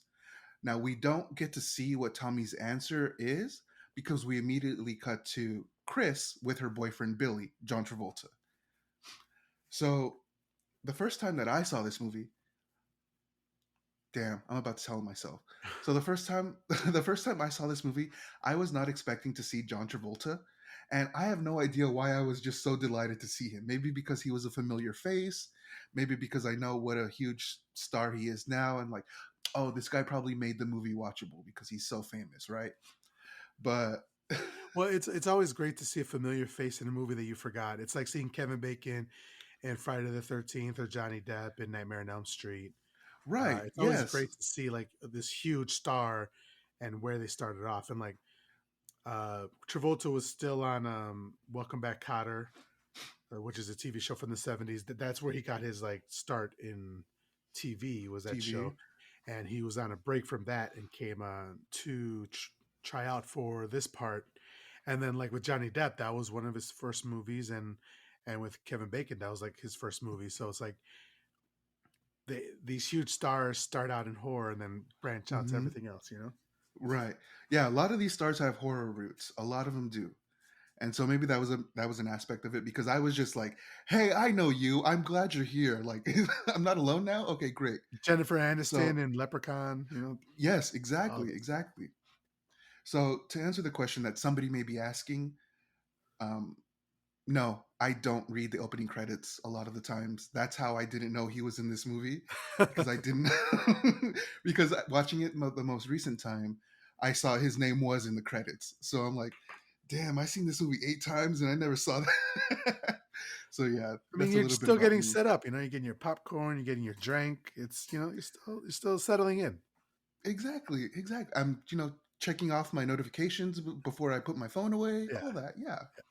So Chris and Billy are riding in the car, and they're honestly, this is one of the lighter scenes in the movie because they're having just such a good time. They're having a blasty blast. Um, some of Billy's friends drive next to him and offer to go somewhere for some quote unquote hard stuff. I don't know what that means. I don't know if that means liquor. I don't know if that means drugs. Yeah, I don't know. Are they fucking? I don't know. So, but completely mesmerized by Chris's chest, he's like, no, not this time. I want to see some titties. Yeah, he's like, tits, man. So he asks for one of the beers that his friends have, and they toss him a beer in the car. Could not drink this beer more sloppily if he tried. I think because there's beer all over his mouth, Yeah. foam everywhere. It's a PBR. It's not that good. It I'm was like, like it was like he was Stone Cold Steve Austin trying to drink a beer. Like, very that. Yes, exactly, exactly that. Like crush the beer on his mouth. yeah. Yeah, and like I said, I've had Pabst Blue Ribbon. It's not that. It. There, let me tell you, there was a time in like 2008, 2009, where like I was trying to branch out and try different beers, and we found Mhm. PBR, and we're like, oh man, this is like pre-hipster, or maybe like hipster times. And I was like, oh man, this is so good. And then I was like, I get such headaches. I'm like, you know what? It's not that fucking good, man. What am I talking about? Fucking Mhm. PBR. Everybody has their PBR moments. Yes. When I was in college, the liquor store down the street, they sold single PBRs for 97 cents. Oof. And yeah, so I was a PBR boy for a little minute. You're a PB head. Don't no, I told you never to call me that. Slap. I take that back. No. So all right. So we're back to Billy drinking his beer in the sloppiest way imaginable. Some girls pass by. They're like, "Hey, who? What's going on, boy?" They drive by. Billy's flattered, I guess. And then some cops pull up next to Billy as they're driving, shining their flashlight into the car. I don't know how they didn't see the beer. I guess Billy was just that quick, Mm. but he ends up throwing his beer towards Chris's shoes. And she's not amused by this. What a Now, fucking piece of shit move to do, you know? right, like you could literally just like put it in between your legs so you can continue drinking it. Yeah. You don't have to toss it. Like they can't see in between your legs. Now, there was one thing. I wasn't entirely sure what Billy was afraid of. I wasn't sure if he was afraid of being caught for like underage drinking or drinking while he was driving because I feel like this movie like it takes place in the 70s and like this is before science said alcohol was bad for you. So like Mm. you could drink and drive with no problem, but also the drinking age was like 16 or something. Well, I don't think it was that lax, man. I think there was Mm, still. I don't think you could be having with a cocktail in your hand driving and shit. I don't know. We're just gonna say, yeah. We're gonna say that you can have a bar in your car in the I, 70s. you know, that's what I thought. That's what Yeah. it seemed like. So Chris is not amused by the fact that Bailey just pretty much tossed his beer at her feet. And she says, "Watch it, you stupid shit." Billy plays it cool, and the cops leave. He says, "Don't call me that." And he's amused at the situation that her feet are soaked with beer. And under her breath, she calls him a stupid shit again, and he slaps her. This is where the most seemingly fun part of the movie immediately it's sour. She calls him a dumb shit. She calls him a dumb shit again, and this causes Billy to start driving in the opposite direction in a hurry. Like he swerves, he goes through a few other cars, and now he's decided they're not. I don't know what he decided. She called him that again, and now they're not headed to their destination. Yeah, I totally think that he was gonna drop her off, you know. But like this is like the epitome of a toxic relationship. But, Yes. like he's a domestic abuser, like she's a victim of domestic abuse, but also she's kind of egging him on. Like after he slaps her, he shit. Oh, so she deserves it. No, I No. didn't say that. You know what? Like they poke you and they poke you, and when you respond, they're surprised. No, cut. No, all I was saying is like, um, and maybe this is a response of a survivor. I'm sorry if I don't know, but she didn't react to it, and instead she tried to egg him on some more, and then once they get to the we'll get there, but like once they get to their Hmm. destination, like starts coming on to him. So, but yeah, Yeah. When once they get to their destination, I did want to mention this is where we do see it is a toxic relationship. It's not just oh please excuse my language. It's not just her being abused. They're both not good for each other. yeah, So yeah, but we'll get into that in like literally like 2 minutes. yeah. So as Billy decides to drive in the opposite direction, we can then cut to Sue and Tommy. They're chilling. Tommy's watching TV. Sue is like studying or something. And Tommy breaks the silence and it finally agrees to go to the prom with Carrie. Sue doesn't say a single word. She's happy she got her way. She smiles at him and goes back to studying. This is Listen, awesome. I'm sorry. Go ahead. You go first. I was going to say, I need a thank you. I that's all. You don't have to do a grand gesture, no gift, no. I need you to say those two words and mean them. That's it. But she just like, yeah, study, study, study. Yeah. So one, like I love their relationship, but she is being very manipulative towards Tommy and Mm-hmm. ends up getting him killed in the end based on what she Mm-hmm. this manipulation that she does. And so this also isn't the epitome of a great relationship either, because there's some toxicity in this relationship as well. And but two things I wanted to mention here: both of their hairstyles, I fucking love. Like she's got the really like they kind of got very similar wavy, curly, Mm-hmm. Mm-hmm. like white people afros, loose afros sort of thing. I love it. But also, we haven't even talked about this is the middle of the 70's. How are you feeling about the fashion? The colors are great. I Okay. love how vibrant the colors are. Um, However, this is very please excuse my language, but this is very white 70s style. It doesn't do it for me. Very Sears Listen, catalog still. very yeah, it's very old navy. I can't even I can't even describe it any further than that. But like the colors are fantastic. They're absolutely vibrant and I love it. And I love the combinations that some people had. Like I believe when Miss Collins was lining the girls up in the gymnasium, one girl had on like this red purse, yellow shirt, green pants, or something like that. Looking like a full traffic light, but still the colors were like Not in traffic, like god damn. yeah. Like the outfit wasn't great, but the colors were just so vibrant, and I really like that. Yeah. I like that they it seemed to be headed somewhere, but I'm like, you know what? I tend to believe even at my age, kids don't know how to dress, so I give them a little bit of leniency. Right? They're still trying to figure themselves out. Euphoria, this is not, right?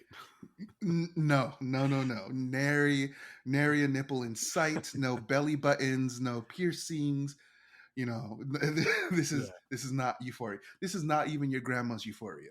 So Okay. All right, so I wanted to talk about it because I remember in this scene specifically, Tommy was wearing like this red long sleeve um, sweater sort of thing, and she was Mm-hmm. wearing like this blue ruffled thing, and Mm. um, again, there's those two colors that we were talking about at the Right, beginning, right, right. red and blue. So I just thought that was a very interesting shot. You know what? There is one other thing.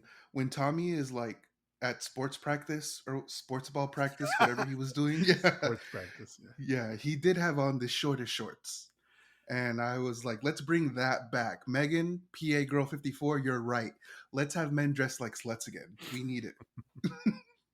More thigh, more thighs. More thigh, please, because you can't go wrong with the hoochie daddy shorts. Mm-mm. There we go. So Tommy's agreed to go to the prom with Carrie. Sue is very pleased with herself. Doesn't even say a word, just kind of like nods approvingly, like, yeah, you will. And so that's the end of that scene. That's the end of that scene for them. So after this, we're now back with Chris and Billy. And Billy parks his car outside of, like, I don't know if it's a celebration, I don't know if it's a party, I don't know if it's a bar, but we see Norma with her red hat there. So it's clearly some sort of like friends from school kind of function kind of thing. And Billy tries to leave the car immediately. However, Chris like gets him to stay in the car, which convinces Billy not to leave. And she begins to put his fingers in his mouth as he's complaining. Y'all, Yes, Miguel, please. if y'all could have seen Anthony's face when he had to describe this, he was like, "God damn it, I loved it." I'm not Look, going to say anything else. I would like you to continue describing the scene. like, because Billy starts complaining and she's like, you know what? I'm going to shut you the fuck up, and starts licking his fingers. And, like, ladies, anyone, please don't lick a straight man's fingers. They don't they don't wash their hands after they take a piss. You got to be careful. So, like, Listen, this is a warning. urine is sterile. Why am I cleaning my hands? It's not sterile once it leaves your body. It No. is not. That is a myth perpetuated by men that Or you know what, Anthony? Let's agree to disagree here because, we can't disagree on facts. It's not sterile once it leaves your body. You can disagree with the facts all you want to. well, I'll I'm just acknowledge trying to them. conserve water. If you want to continue to waste water when our world is suffering, you go right ahead. Sure, the humanitarian. Good for you. I do wash my So hands. she puts Billy's pissy fingers in her Ah, mouth, getting him to shut up. And he's turned on by what's going on, because that's clearly a sign of like, hey yo, Barbie, let's go party. Like, look, it's a sign. He leans in to kiss her, and she pushes him back. He thinks that she's just being playful, but he leans in again to kiss her. They kiss for like a second, and she pushes him back again. So reacting in the same way that he did. So what happens is, after Billy gets pushed away again, it's quite clear that Chris doesn't appreciate the fact that she's being touched without basically her consent. Like, Billy keeps trying to touch her even though she doesn't want to, which mixed signals, sure, whatever. We're not going to get into all of that, but like, mhm. he's pushed away twice. You should kind of get the idea. Maybe that's not what she wanted. So she slaps him. She slaps him this time, and she calls him a dumb shit. And he reacts in the exact same way, and he slaps her. This is the second time that we've seen him slap her. Jesus fucking Christ. Now, granted, she does slap him as well, which, like I said, it doesn't soften the blow of him slapping her again. It's just the fact that, man, you've already slapped her twice and she slapped you. This is kind of a lot to take in. I don't think you two are good for each other. So after Billy slaps her for the second time, this is Mhm. when he says that she is totally fucked up, that he's convinced that she's fucked up. Like, listen, man, I don't know what to tell you. If you slap someone and you think they're fucked up, there's issues here. Like, listen, let's. I'm not a doctor, and if I was, I'm not the kind that you need. You need to go see one though. Yeah, they both need to be separated because this Mm-hmm. if they were to stay together, the kids that they would make would be in Congress right now and voting against our wishes. I agree. I totally agree. Now, I don't know what I really don't understand the dynamic here because after he slaps her and says, "You're fucking crazy. I'm convinced you are." Like she leans in to kiss him and she's like seductively calling his name, Billy, Billy, and like she leans in to kiss him and then she begins lowering her head lower and lower, eventually to the point where Billy unzips his pants. We see her head bobbing up and down and we see her performing a new exchange, fellatio. Ah, shit. Callback to Half Black Christmas. Nice. So we can also tell by Billy's facial reactions, he's definitely getting his Piccadilly sucked on. It's for sure. It's happening. It- he's getting it, and with skills that you can't even learn in college, Chris begins talking to Billy with his dick in her mouth, When I'm full telling you conversation. that I had the same thing, I was like, yo, is she a ventriloquist? How is she either that or your There's nothing boy? really in her mouth. Yeah, your Yeah, boy is like not packing. right. Because if you can, she can recite Shakespeare like that. There should be your mouth should feel a little bit more full. She's just like pushed it to the side and like, yeah, having full conversation. Oh my god! Like, have you when people eat with food in their mouth and they put it to the side? You know what? Yeah. No. Yeah. Jesus. So as she's sucking him off, she's like, Billy, Billy, Billy, like Billy, I hate Carrie White, and this fucking dumbass. Who? Listen, I'm sorry if you're trying to have a conversation with me when you're clearly busy. I'm not gonna be responding. Or I would be like, So yeah, I hate that bitch too. Oh yeah, yeah, yeah, exactly. You know, like fuck Carrie White. Yeah. So that's it for that. Because now we're with Carrie at the library, and she's low key being stalked by Tommy. He's in the background as she's just reading her book and walking through the library. And I don't know if this is an obvious scene. I don't know if people can tell that Tommy's in the background, but I noticed it for the first time with my most current watch.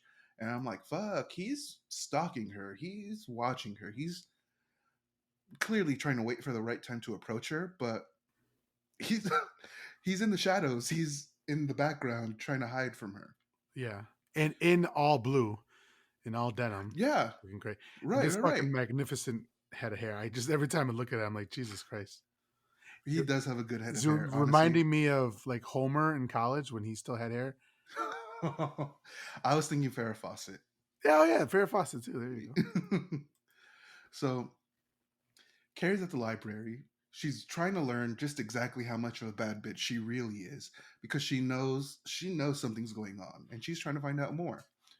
Now Billy interrupts her research, tries to start up some small talk, and he eventually asks her to the prom. And Carrie reacted in the exact same way that I would react if the hot guy asked me to the prom. She runs away. This is just such. Listen, I.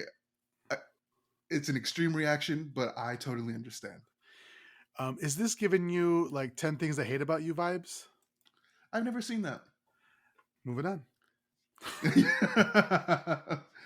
So Carrie runs away and she goes like to like some sort of secluded area to like collect her thoughts, think about what just happened. And Miss Collins actually stumbles upon Carrie and she sees that Carrie is just sitting there all by herself. And she's what I really like is that she sits with her and she asks her, like, hey, what happened? And she asks if one of the girls did something to her. And what I really like about this is to me, I kind of understood that Miss Collins is punishing the girls for what they did to Carrie. They might want to do something to Carrie because they have to face like punishment for their actions. So I just feel like this is such genuine concern, and I just really really really like that because once again, there's so few people, if any, who show any genuine concern towards Carrie, and like in real life, when I see people doing nice stuff, I instantly start crying. Mhm. Like if you show me a video of someone when they find a donor for like an organ transplant, and the I will instantly start crying because that's like such a nice thing you can do for someone. Like so to see people do nice things, I have to fight back tears sometimes. That's a good point. I hadn't even thought about that, about her like trying to address Carrie because maybe she's getting blowback from the punishment that she doled out. But one thing that I wanted to point out that I forgot earlier was when it first happened back at the principal's office, Ms. Collins was talking to the principal and said, and for a moment there, I completely understood why they were doing it because I felt the same way, and Hmm. I really like that she was honest about that because Yeah, yeah, yeah. you can't help how you feel, you can only help how you react to those feelings, and so she had that, Yeah, yeah, yeah. and so now she's obviously she was an adult and she was able to go past those feelings, but these teenagers weren't able to do that. So Yeah, very great. So Miss Collins asks if one of the girls actually did something to Carrie, and Carrie responds with a no. And once again, just out of pure concern, Miss Collins asks her, "Well, what is wrong?" And very shyly, Carrie says, "I got invited to the prom." And Miss Collins is actually thrilled to hear that Carrie got invited to the prom, and she doesn't even really know why Carrie's moping around. And she continues to ask her, like, "Well, who invited you?" And Carrie lets her know, and once again in that very like meekly kind of voice, "Tommy Ross." And once again, Miss Collins, she's thrilled because, as she says, he's really cute, isn't he? And yes, he is. yeah, definitely a heartthrob, Hmm. 70s heartthrob for sure. We're Like not going to take that away from him. okay, Travolta. We were talking before we started. I don't see Travolta. Mm. I don't see it. But this dude, Oh, Tommy. Okay, Tommy. all right. Calm down. There. He's like, oh, really? You don't see that? No, no, no, no, no, no, no, no, no. Because okay, here's the thing. I don't think Tommy Ross is more attractive, but because he's the nice person in this movie, he Maybe is that's more what it attractive. is. Yeah, maybe that's what it is. Like I don't like he's, meanies. I don't either. I I want do see. I not want either. Tommy to cuddle me. And I don't want to be I cuddled want by to hold, Travolta. I want to hold hands and watch horror movies. Hell yeah. John Travolta, I'll suck him off in the parking lot or something. Like that's all he's good for. There you go. But I mean, if I don't get a mouthful, then it's only going to happen once because it's like if I can, like I said, if I can recite Shakespeare, Yeah. so Jesus Christ. please cut that. No, it's all in.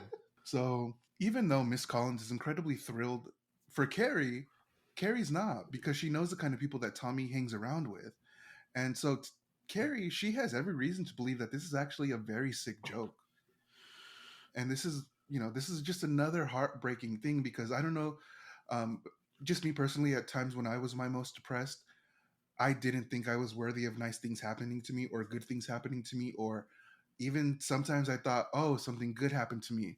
Well, something bad is going to happen to me after or the next day. So, like, Yeah. Carrie has no reason to believe that anyone is doing something nice for her. And I don't know, I can identify with that and I really love it. It just adds another layer of heartbreak for me. Yeah. So Miss Collins, she tries to talk some sense into Carrie, and she tells her like, "Hey, you might have a really good time." And she and she tells Carrie, "You got this negative attitude about you. You walk through the halls just moping around. Now, I want to say, I do legitimately love the concern here because not many people are showing Carrie that. But Carrie comes from an abusive household. She's not going to have the best attitude at school." Now, of course, Miss Collins doesn't know that, but there's a reason why Carrie is the way she is. Right. It's a bit. I mean, she has low self-esteem, and it's a bit like telling somebody who's depressed, just don't be depressed. Mm-hmm. Oh, thank you. Mm-hmm. Okay, got you. What do you have Why to didn't I what do you think have to about be that depressed before? about? Yeah. And then it's also like a bit of blaming the victim. Like, oh, it's I was right to be bullied because I didn't smile or I didn't do my hair or I didn't do makeup. It's a bit kind of bullshit. But I understand the thinking at the time. You know. Right. Like I said, Miss Collins doesn't know. She didn't inquire, honestly. So she doesn't know. That's why. Yeah. There's no ill intent on her end. So, like I said, Carrie comes from an abusive household. Give her a fucking break. Like she's a kid. Now, Miss Collins takes Carrie into the bathroom so she can have a look at herself in the mirror. And I don't know what it is about mirrors, but when we previously saw Carrie looking in the mirror, she was full of anguish, so much so that it heightened her emotions to the point where she shattered the mirror. At this time, with Miss Collins is saying, like, look at what beautiful hair you have. Look at those cheekbones. What if we curled your hair, give you a little lipstick? This is a mirror scene where Carrie is able to see herself in the opposite way she was seeing herself earlier, as like disgusting or sinful or nasty. She actually gets to see there's good parts of her. And so I really like that. I hated that it was coming from Miss Collins because it should be coming from a mother or a motherly figure, which Miss Collins is, but ultimately Miss Collins is the teacher who's doing the nice thing. Like Carrie should get this from like her mom. And it also, we know a couple people like in the Discord, in the Podmortem Discord, who do makeup as like Sophie Serves Face on Mm-hmm. Instagram or on TikTok. Like she does makeup. She's like, I don't know if she's professional, but like she does professional worthy work, and it looks great, and she does it for her, Mm-hmm. She and sure does. other people do it for her. And so if Miss Collins is saying, do this makeup for yourself, and then maybe that might make you feel, give you some more self-esteem, that's great. But if she's saying, oh, maybe you're not pretty now, but or you're pretty, but we can make you prettier for the prom, and the boys will like you more, and that's a little bit of bullshit. So it's not. We don't know which way she's going with it, but I would Um, hope that it's more like, hey, do this for yourself because this is something that you're gonna enjoy doing. God, I kind of see what you're saying, but I think it was just all prom fantasy.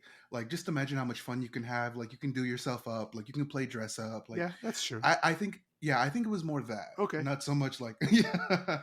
I didn't go to But I get where you're prom, coming from. so I Oh, don't you, know. I knew it. I fucking knew it. I knew you didn't. I knew it. I knew Wow, it. wait, why? What?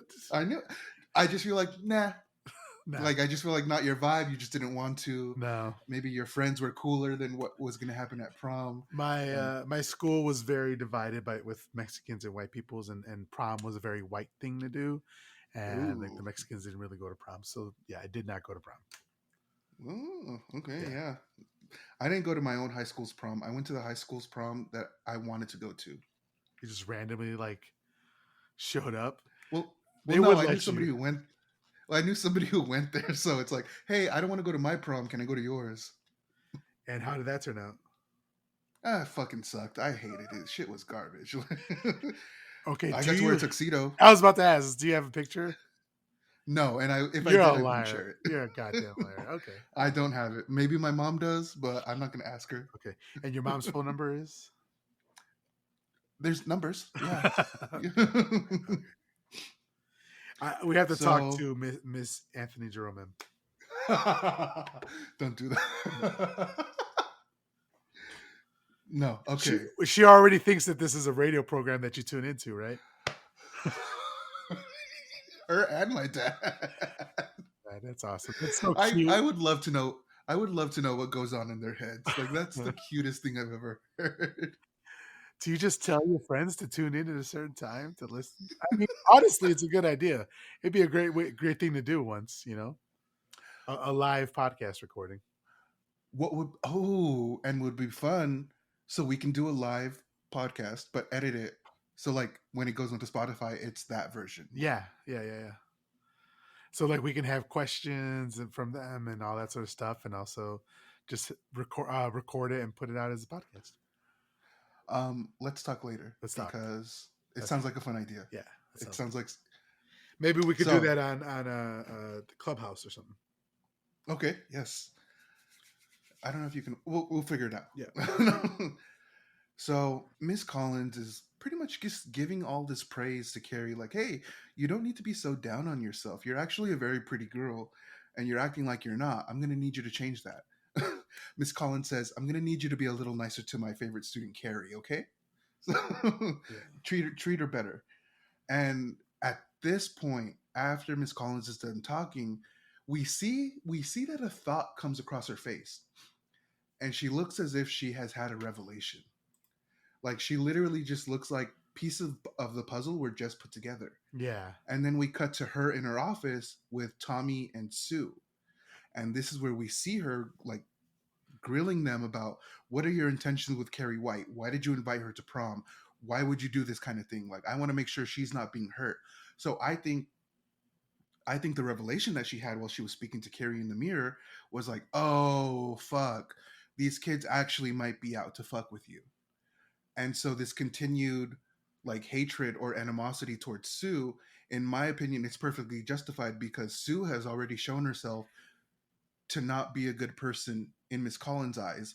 So you expect Miss Collins to believe that the girl who handed out tampons to other girls to throw at Carrie is all of a sudden going to do this incredibly nice thing and like not go to her own prom. It's like, I imagine in this time period, like what was sold to you as a girl was like prom and your wedding. These are two of the events that you need to go to, otherwise you don't have the full experience of like life. So I think that we see here Miss Collins is actually just genuinely concerned again for Carrie after realizing, oh, like I said, I think you're trying to fuck with this girl and I don't want that to happen. Hmm. Yeah, it's really nice to see somebody advocating for Carrie. Mm-hmm. Mm-hmm. And it's unfortunate that she doesn't really understand that Sue is also just trying to make sure that Carrie feels included for once. And that's just such a first of all, I mean, there's better ways to do it. I mean, you could make her your friend, but kids don't always think rationally. And also, I've seen this movie several times, so of course, I can think of a better idea. But this is a very grand gesture. They want to make Carrie feel like one of the most important girls in the world for the night, and it makes total sense. And it makes sense that Sue is like sacrificing her chance to go so someone else can with like her dreamboat of a boyfriend. Listen, I can see the good intent is there. Like, are you going about it in the best way? Fuck no, you're not. But I respect the vision. And he is a dreamboat. Yeah. So the meeting is interrupted by Norma, Red Hat Norma, who comes to deliver some attendance sheets. Now, why she wasn't immediately dismissed, I don't know. But she stays long enough to get a small idea that Sue does not plan to go to the prom. And as kids are like inmates. They will find out all the information that they need to know. They will look up everything. That's how prison inmates are. You tell them one thing, they will find out your whole history. Like, oh, you grew up in Arizona? 2 weeks later, yeah, you grew up in Jerome, Arizona, and you had like, listen. Yeah, they'll follow you on Instagram. They'll post screenshots that you didn't even know existed. Yeah. Listen, they're sleuths. They will find out. And also, kids are kids, so they also make shit up. So no information is safe with them. So Miss Collins, she's not entirely convinced that they're that Sue and Tommy are actually she's not convinced that Sue and Tommy actually have good intentions, but what she does know is that they are still going to go through with it. Mhm. After this meeting, we see Tommy pull up to Carrie's house so we can ask her to go to the prom again. Carrie's mom is in the next room over, and Carrie is fucking terrified that her mom is going to find her talking to a boy. Now, she tries as best she can to get him to leave, but he won't until she says yes. Like, she needs to know, like, why are you asking me? Once again, she's still very unsure. She still thinks she's being pranked. And so Tommy, I don't think that Tommy convinces her. I do think that part of Carrie wants to believe that this is a real invitation. She wants to believe that this is legit. And also, she doesn't want her mom to see that she's talking to a boy because otherwise it's another night in the prayer prison. So, like, I don't Mhm. think Tommy had very much influence on her decision to say yes. I think she wanted it to be real and she didn't want to get punished. So she said yes so he could kick rocks. I completely agree. Yeah. Cool. So we now cut to. Oh, it's okay. I'm going to mention something. So now we cut to Chris. She's having sworn her vengeance on Carrie. She's totally convinced Billy to play a quote unquote prank on Carrie. We see Chris, Billy, and Billy's friends that we saw earlier, the ones who tossed him a beer. We see them, they're approaching a pig farm. And this pig farm is called, yeah, so this is Bates Farm. And the high school they go to is Bates High School. Yes. And so I'm like, so you mean to tell me Alfred Hitchcock had no influence? Right. Exactly. Mm. Yeah. Like you're using, yeah. So They go to the Bates farm. Now, one of Billy's friends, Freddie, this guy's talking big shit. He's talking about how he's gonna bash one of the little pigs' heads in. He's like, one of you's gonna die. Like I said, he's talking big shit. And the absolute instant it comes time for him to kill a pig, oh no, I can't do it. And so I didn't get it. I didn't even see anyone ask him to kill a pig. He was just talking big shit from jump. Like, hey, Right. no one like I didn't see anyone ask you to do this. Yeah, he's a big talker. So Billy is incredibly annoyed. It's like, I knew you would do this. I fucking knew it. And takes what is a A sledgehammer. He sledgehammer. takes Yeah. a sledgehammer, yeah, and he goes to go kill a pig himself. We see Billy bash the pig's head in, and we know that they're gonna collect the blood. So as this is happening, we're now at the White household, and we see Margaret and Carrie having a candlelit dinner. In the background, there is an image of the Last Supper, which I know for a fact means something. Like probably the last supper Carrie and her mom have, the last time Carrie even has supper, who knows? But this clearly means something. In like one of the most jovial ways we've ever seen Margaret, she's like, Carrie, you haven't eaten your apple cake. And Carrie, just like not wanting to talk, is like, it gives me pimples, mama. And fucking Margaret, pimples are the Lord's way of chastising you. And then she happily takes another bite. And I just want to say, like, fuck you. Because one of the things that I have always hated about religion is that it gives people like absolute permission to completely throw away the thought that they need to use their brain sometimes. Hmm. Like, you actually do need to think, you actually do need to use this thing in your head. Like, don't say some stupid bullshit like that. Like, oh, pimples are the Lord's way of chastising you. Then what does it mean that you're like trying to get her to eat it? Yeah. So, It's like, this is why your husband left you. mm-hmm. So, I can't wait to get to that. Yeah. So, so Carrie tries to start a conversation with her mom, like, don't you think I should start trying to get along with people better?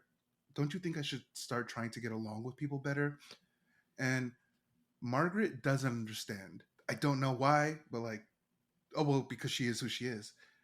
Carrie lets her know that she's actually been invited to the prom. And dumbfounded, Margaret asks, "Prom?"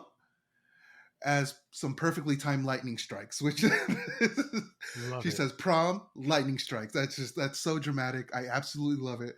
Like, I wish I could say things and then lightning would strike. So dramatic. I'm getting some chicken nuggets. That'd be fucking dope. Wait a minute. Did you just wish for something? No. Oh shit. You just wish for something. No. Okay. I can wish for whatever I want. The rules don't work for Oh me. fuck. That's true. You are the genie. I forgot. Okay. Right. So yeah. Now, Carrie explains that she was invited to the prom and she actually wants to go. She actually wants to put in effort to live a normal life because people, as she says, people think I'm funny. And I'm not. I'm trying to be normal. And I love that use of the word funny because back then, funny definitely meant weird, not like you make people laugh. Ah, So, okay. Yeah. so I definitely like that. Wordplay. Yeah, yeah.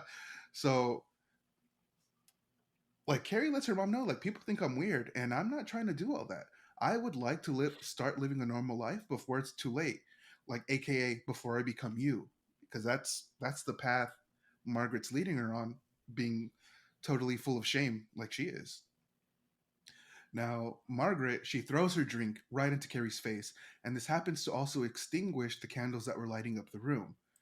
And like for me, one of the more heartbreaking things is that Carrie is just totally unfazed by this. So I that leads me to believe this has happened before. Well, also when you get your ass beat by your mom, her throwing a drink in your face probably isn't the most shocking thing you've experienced. And so I just like really It, hurt me a little. that is heartbreaking, and it's extinguishing the light that she has inside of her. Yeah. And Ooh. it's so fucked up, man. She's like we said in the past, like or earlier, she's fighting desperately against her mom. She's telling her that I'm Mm-hmm. not like you. I need to be my own person, and she's pleading for it, and her mom is Mm-hmm. just saying no, no, you're not going to be. You will be the person that I want you to be, or I'll Mm-hmm. or I'll kill you. Mm-hmm. And And we'll get into something very similar to that literally just yeah, very soon. yeah. So she continues on. Carrie continues on to say, like, his name is Tommy Ross and he's a very nice boy. You would really like him. And Margaret just completely interrupts, like, no, no, no. And she tries to get Carrie to go back into her little prayer shithole because she needs to pray for forgiveness. And once again, like, Carrie's mom is so full of shame. These things don't require forgiveness. They don't. And we see Carrie actually has a good sense, and she says, "Not everyone's bad. Not everything's a sin. He's a really nice boy, and I think you would like him." Carrie keeps trying to explain this. Like, yeah, Carrie says, like, he's a really nice boy, and this puts pieces together for Margaret that literally don't make sense to normal people. But she laughs and she's like, "Boys, the boys, yes, the boys. After the blood comes the boys, like sniffing dogs." And she tells Carrie that Carrie needs to tell that boy that she isn't going. And Carrie tells her, "Well, I already said yes." And this is where Carrie's mom says, "You tell that boy you aren't going, or we're going to move from here." Now, I have never wanted to control someone's life so bad that I will get paperwork involved. You got to sell your house, you got to sign a lease or a mortgage for another house. Mm. The fact that she's willing to do all this to control her daughter, you're extreme.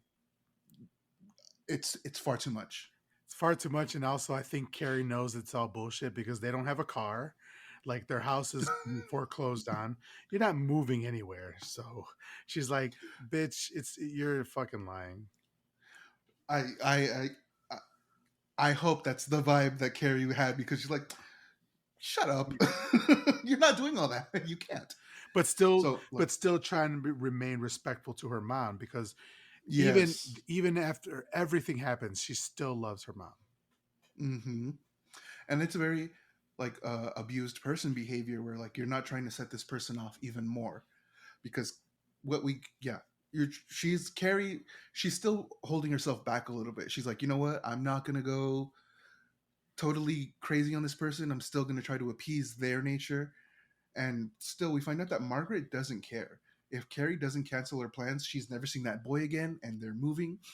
And Margaret, thinking that her word is final, she leaves the conversation. She goes to close the windows because she says rain is coming. Now, Carrie, having her mom turn her back to her, I can totally understand why she is incredibly frustrated. She feels ignored, and this heightens her emotions to the point where she then closes all the windows of the house. Like, she uses her power, and her mom clearly starts shitting herself. And but you brought this upon yourself, really. Like, Carrie wonderfully asserts that she's going to the fucking prom and that things are going to change around here. Hell fucking yeah. I love Like they sure fucking are. it. And what does she immediately call her? She calls her a A witch. satanic witch. Yeah, Yeah. I love it. Yeah. Margaret accuses Carrie of being a witch, and Carrie's like, "Nope, it's all me, mama." And Margaret says that's Satan's power, and that he also entered her father and carried him off. And this is the first time that we actually see Carrie with a really big smile on her face. And she kind of chuckles and she says, "He ran away, mama. He ran away with the woman," and everybody knows that. Oof. Yeah. And it was like, "Carrie, tell her what's going on. Thank you. Thank you. Let her know because she let herself forget. He ran away." Mm-hmm. Margaret pleads to Carrie to not use this power. What Carrie does is she does something that her mom actually does. And she says, "Well, I'm going and I don't want to talk about it anymore." And that's the end of the discussion. And the reason I said she does what her mom does is because that's what Carrie's mom does. When Carrie's mom lays her foot down, that's the end of the conversation. Mm. Carrie, actually knowing she's the more powerful in the situation, she says, "Well, I'm going." And that's it. I Yeah. loved it. I loved it so much. Yeah, like to see Carrie coming into her power, understanding who she is, it's like I know I'm watching a horror movie and I know something tragic can happen, but I would have loved to see the alternate version of Carrie, like Mm-hmm. coming into her power, fighting against her mom, and ultimately like becoming an adult, going to college, and just being just a badass person. Like I would have been so great, you know? Right. Yeah.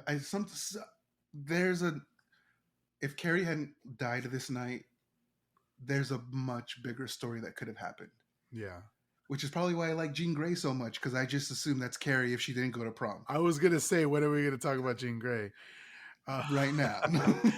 But also, Carrie's mom is giving me very much Mrs. Carmody vibes.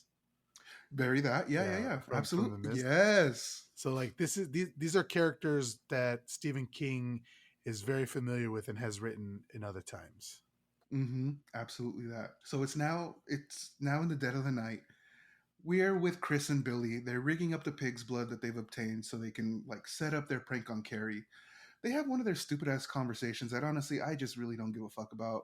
I hate them. I hate this scene. It does nothing. They're setting up the blood. Mm-hmm. That's it. And we, as they're setting up the blood, we cut to Carrie making her prom dress as her mother prays in the middle of the floor, dramatically. She's like convulsing. She's like spinning around, and it's like Being very performative. there's a whole prayer closet you could go do that.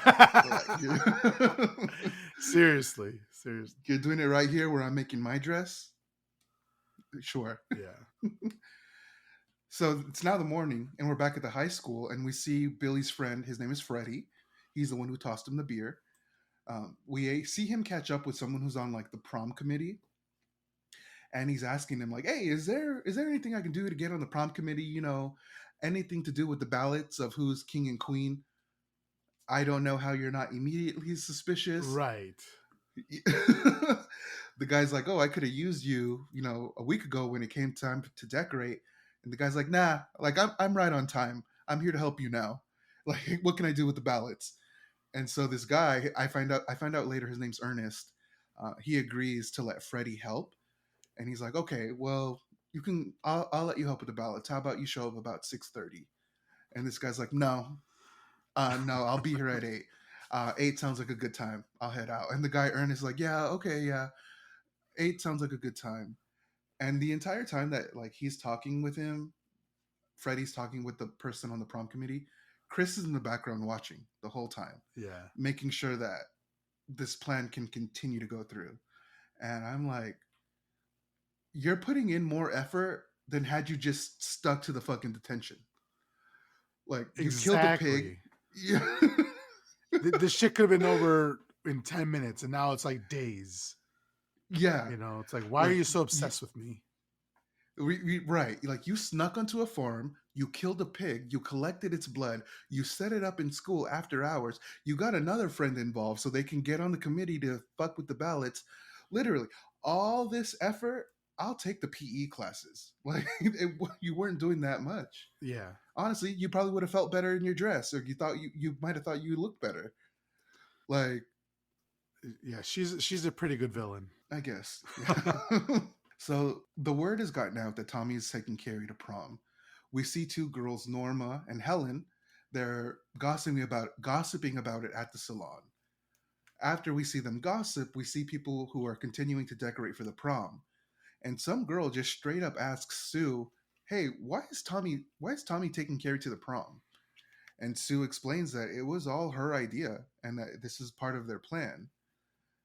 And that's it on that, because then we see Tommy and his friends go tuxedo shopping, and at the same time Carrie's also shopping for lipstick. Now this part is so funny to me because at some point the movie just starts fast forwarding, and I want to know what that's about. Yeah, that was very weird. But first, the lipstick thing. So I asked Hillary. So first of all, just thinking about this now after COVID or still during COVID, Mm-hmm. absolutely not right. But pre-COVID or in the 70's, they had these Testers. testers, right? But Hillary Yeah. said that you would just put them on your skin to see how the shade would look against your skin, not trying them on, putting everybody's lips on your lips. So I don't know if it's that the 70's were nasty or if this is another way in which Carrie doesn't know what she's supposed to do and what she's not supposed to do because she's never bought makeup. And then we also see as she's doing that, there's an employee in the background looking at her while she's doing this. So I don't know if that employee is like, is this bitch putting these testers on her lips? I just thought that was really Well, interesting to see. so I don't need to know Hillary's age. It's not gentlemen like to ask, and I don't need to know, Yeah. frankly. But I know back then, I do know that they put it on the lips. It was just a simple fact. It wasn't until recent. Well, I say this knowing I could totally be wrong, Mm. but it wasn't until I think maybe about 2005, around that kind of time period, where people started doing swatches, where they'll put the lipstick on their wrist because so they can see how it's going to look once it's applied. Uh-huh. So I've only known that to be a practice for like the last 20-ish years. Okay. But back in the 70's, I know in the 90's they were putting that shit on the lips. I've Really? seen Wow. it. You seen it. Okay. All I, right. but also, Carrie doesn't know what she's doing. So she wouldn't know that like probably other people have put that on their mouth. Right. So you're devaluing an actual woman's experience. Okay. I got you. We're gonna No, keep that in. no, no, no, no. When I said I know I can fully be wrong, this is what I mean. So it is now prom night, the big event, the reason we're all here, the reason Carrie's here, prom night. We see Carrie. She's applying her makeup in the mirror that she shattered using her powers and put together using her powers. And she's putting on or has on a very, very light shade of pink lipstick. And this is when we hear her mother, Margaret, say, red. I might have known it would be red. And my immediate thought is like, Jesus fucking Christ, lady. Like, there is absolutely no way for your daughter to live without your exaggerated interpretations ruining her chances at a normal life. Yeah, it's just like, God damn, can she live? Can she do anything without you being critical of it? And bringing it back to the Bible and God and Jesus and all that. It's like, fuck, oh man, why do you Like it do makes that to yourself? it makes me wonder like what kind of life was Carrie supposed to live? Like how could Carrie live in a way that's acceptable to you? Because this girl can't do anything, and that's absolute bullshit. Now, there's one thing I'm a little bit confused by because when Margaret says red, I should have known it would be red. Carrie looks down at her dress and she's like, "It's pink, mama." So like I know Margaret was talking about the lipstick, but I don't know if Carrie knows that. Yeah, it was. I think she's also talking about the dress because it looks like a slip to me, but it's a dress, right? It's Hmm. very, it's kind of a drastic from what she normally wears to like this very like very thin dress. Like I can understand why the Yeah, mom would be upset about that, but or I don't understand. Regardless, what I'm saying is, yeah, I think she was thinking about the color of the dress because it is kind of a light pink. right. And in my head, she was talking about the lipstick. Yeah, I see exactly that too. Oh, but also, according to the Acting Carrie documentary, Piper Laurie, who plays Margaret White, it was also about the lipstick. Okay, all right. Right. Yeah, she fought to keep that line in. Hmm. So it's pink, Carrie explains.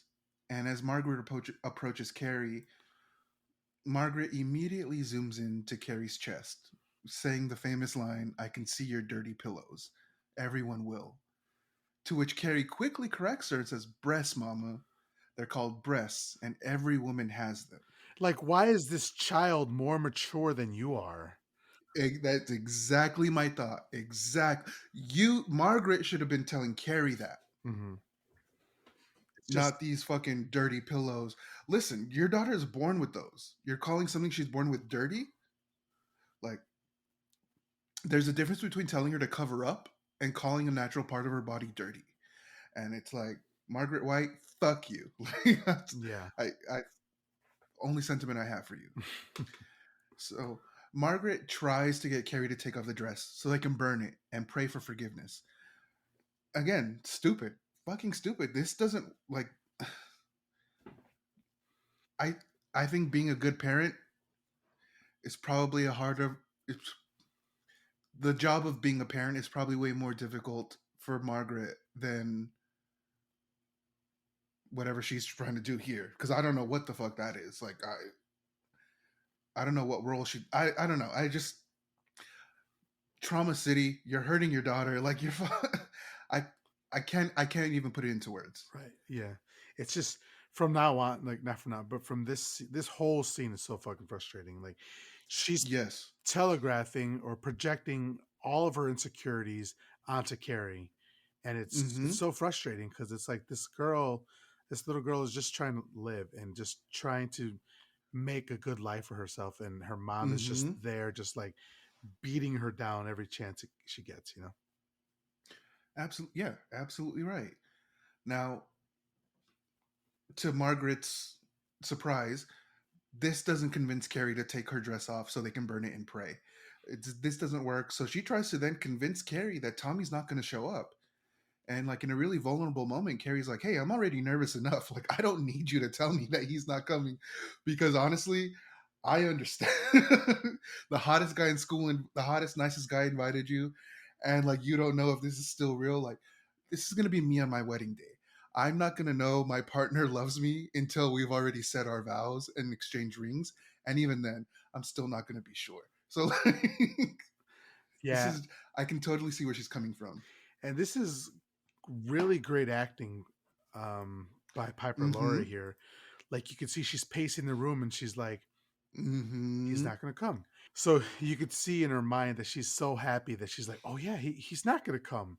And then she just keeps repeating it over and over. And it's like, God damn. Mm-hmm. Mm-hmm. Yeah. And like she tries to repeat this to Carrie again, like he's not coming, he's not gonna show up. And once this doesn't work, she starts hitting herself. She's like she slaps herself, she pulls her hair, and like Carrie is just like, can you not? Because this is dramatic. Like I listen, out of all the things that Carrie's done, if what Margaret White is doing is not a sin, listen, like there has to be a sin. Self-harm, lying, trying to convince someone to do something. Like, listen, if everything Carrie can do is a sin, what everything Margaret White is doing, that's also a sin. Like there's Yeah. no way that behavior is acceptable. Like you're hurting yourself or you're causing a scene. Yeah. It's beyond the pale. Yeah, so once Carrie's mom tries to repeat that Tommy's not going to come, she results to another trick. She says he's going to laugh at you. They're all going to laugh at you. And she keeps trying to convince Carrie to stay home. And once again, this is something that I kind of want to mention. Is she This is where I have a weird line where like, is she just trying to continue the lie and convince her daughter to stay home, or is this The Shining where she has predicted she is going to be laughed at? Oh fuck. I didn't even think about the fact that the mom could have the shining too, because as we see in The Shining, um what was it that Dick Halloran got, and his grandma had it. yeah, yeah, and so we know it's by the family, and so fuck, so maybe she's interpreting her shining gift as God, and that's why Or satanic. or satanic, right? Maybe maybe she's actively fighting against that and leaning towards God, and Mm-hmm. wow, like I hadn't even thought about that. Yeah, that's crazy. Yeah, she tells Carrie not to use her power because it's the devil's power. So that makes me wonder, like, does she have something like that as well? Like, maybe this is one of the reasons why she's so guilty, because she has this thing that she feels has entered her, Hey yo, but she uses it to her own advantage. yeah. They're all gonna laugh at you. Please stay home. Don't go. And then we have the iconic phrase, "They're all gonna laugh at you. They're all gonna laugh at you," Right. you know, over and over. And even if you haven't seen this movie, I think you've heard the line, "They're all gonna laugh at you," you know. And then It's classic.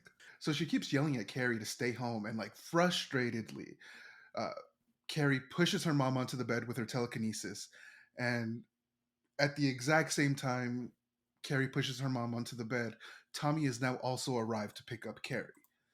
Margaret is still frantically trying to get Carrie to stay home. She even says, like, I'll tell him you're sick. I'll tell him you can't make it. Like, she really doesn't want Carrie to go. And again, Carrie throws her onto the bed with her telekinesis and says, Mama, I'm going to go. Don't say a word until I'm gone. And so Carrie leaves and she says, I'll be home early. Like she's still like Carrie is so clearly just trying to have this one thing for herself.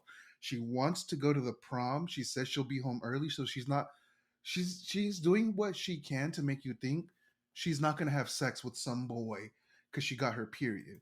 She wants to go have fun, have a good time like she's never had before because you don't allow her to have a good time. What does this bitch say? Thou shalt not suffer a witch to live. Yeah. Aren't you supposed to love your kids? Yeah. So we hear Margaret say that before Tommy and Carrie arrive at the prom. And I'm sorry, Miguel, what were you saying? No, I was just gonna say it's for me. It seems like I always forget the ending, and so when I see that, I'm like, oh fuck, she's gonna kill her. That's so fucked up, you know. Mm-hmm. Such a tragic figure. Carrie's such a tragic figure. Absolutely. Absolutely right. I totally agree with you on that. Now, Carrie and Tommy have just arrived to the prom, and Carrie is kind of hesitant to leave the car. And once again, she's rightfully nervous. And even if she hadn't been bullied, she still has every reason to be nervous because it's still kind of a date, still someone who you don't really know that well. So, like, you have those nerves on top of the fact that she's literally ready to find out that this is just some prank for someone to just pull the rug from under her. Because, like, she has not had a good life, people have not been nice to her. Why should she expect something good is going to happen to her? So, after just a little bit of convincing, Tommy finally gets her to exit the car so they can go to the prom. Now, if you've been to prom, it looks like a prom. Honestly, any movie or TV show that you've ever seen, yeah, that's what it looks like. There's decorations, there is punch. I didn't think there would be punch when I went to prom. I thought that was just like a myth. I thought that was just a TV thing, but there is a punch bowl. It surprised the hell out of me. Just like just out for other people to like put liquor in and shit. Yes, yes. Nobody's watching. At least at the one I went to, nobody was watching it either. It's really weird. Did you put any liquor in it? I didn't drink at that time. Oh. My mom told me when I turned 18, I could do whatever I wanted. So once I turned 18 and I could go to Mexico, that's when I started drinking. Okay, you're a good boy up until then. Oh yeah, like I said, my mom said I could do whatever I wanted. So so I really don't know what else to tell you. This looks like a prom. It Mm. is what it is. At the prom, Carrie does end up finding like some sort of acceptance amongst her classmates. Now, I want to believe that this is a genuinely good and nice scene. However, we do know now that some people are actually in on the prank, like Norma. And so we don't really know who Norma may have spread that to. So part of me wants to believe that these are people just actually being nice, but there's a part of me that thinks that these people are being nice to lull Carrie into a false sense of security so she can have a good time, so she can enjoy what's happening. So when the rug gets pulled from under her, Hmm. it's that much more devastating. Did you have any thoughts on that? Yeah, I think there was a part in a review that I was watching where it said that this was all a show put on for Carrie. Like Oh. she's like Truman Show or something like that, where everybody's playing their own part, so to heighten her up, and so you know, to put her more on a pedestal, so when that does happen, she has farther to fall. It's just so disheartening, or not even. It's just so sad Yeah. to see that. You know, like you really like us as the audience. We're never really comfortable because we know what's happening. You know, and so Mm-hmm. we want to be Mm-hmm. happy for Carrie, but we can't be, and it sucks. Mm-hmm. Man, that sucks. I really wanted to believe that some people were actually being nice, but it just makes the most sense that they were in on it. And that kind of hurts a little bit because, like I told you, I'll cry when people are being nice, but like also just the fact that people are putting in this much effort to like treat her like a piece of shit. I'm like, that takes energy, that takes work. They clear, Yeah, yeah, that hurts. yeah. So Tommy and Carrie, they're sitting at the table. Um, one of the girls so graciously offered, like, "Oh, you can sit with us." Once Carrie arrived, and they're sitting at that table, and Tommy asks if she wants to dance. Once again, she's still nervous because she's at the prom and she doesn't know how to dance, as she said. So what happens is, as they're sitting at the table, Miss Collins happens upon them, and she sits at the table with Carrie as Tommy goes to get some punch. Now, Miss Collins tells a totally improvised story about prom. so she can kind of garner good favor or just kind of relate to Carrie. First of all, great story. That was it. It's a great story for something that was improv. I love good improv for sure. Mhm. And once again, I don't know about you, but I've actually seen these moments in real life where a teacher will talk to a student who's been bullied or a student who's been othered at like a social situation and try to make that student feel welcome. So like I just felt I had a lot of personal feelings about this because I've seen teachers do that before. I've seen teachers extend that helping hand or like making the effort to let someone know that they belong here just as much as everyone else.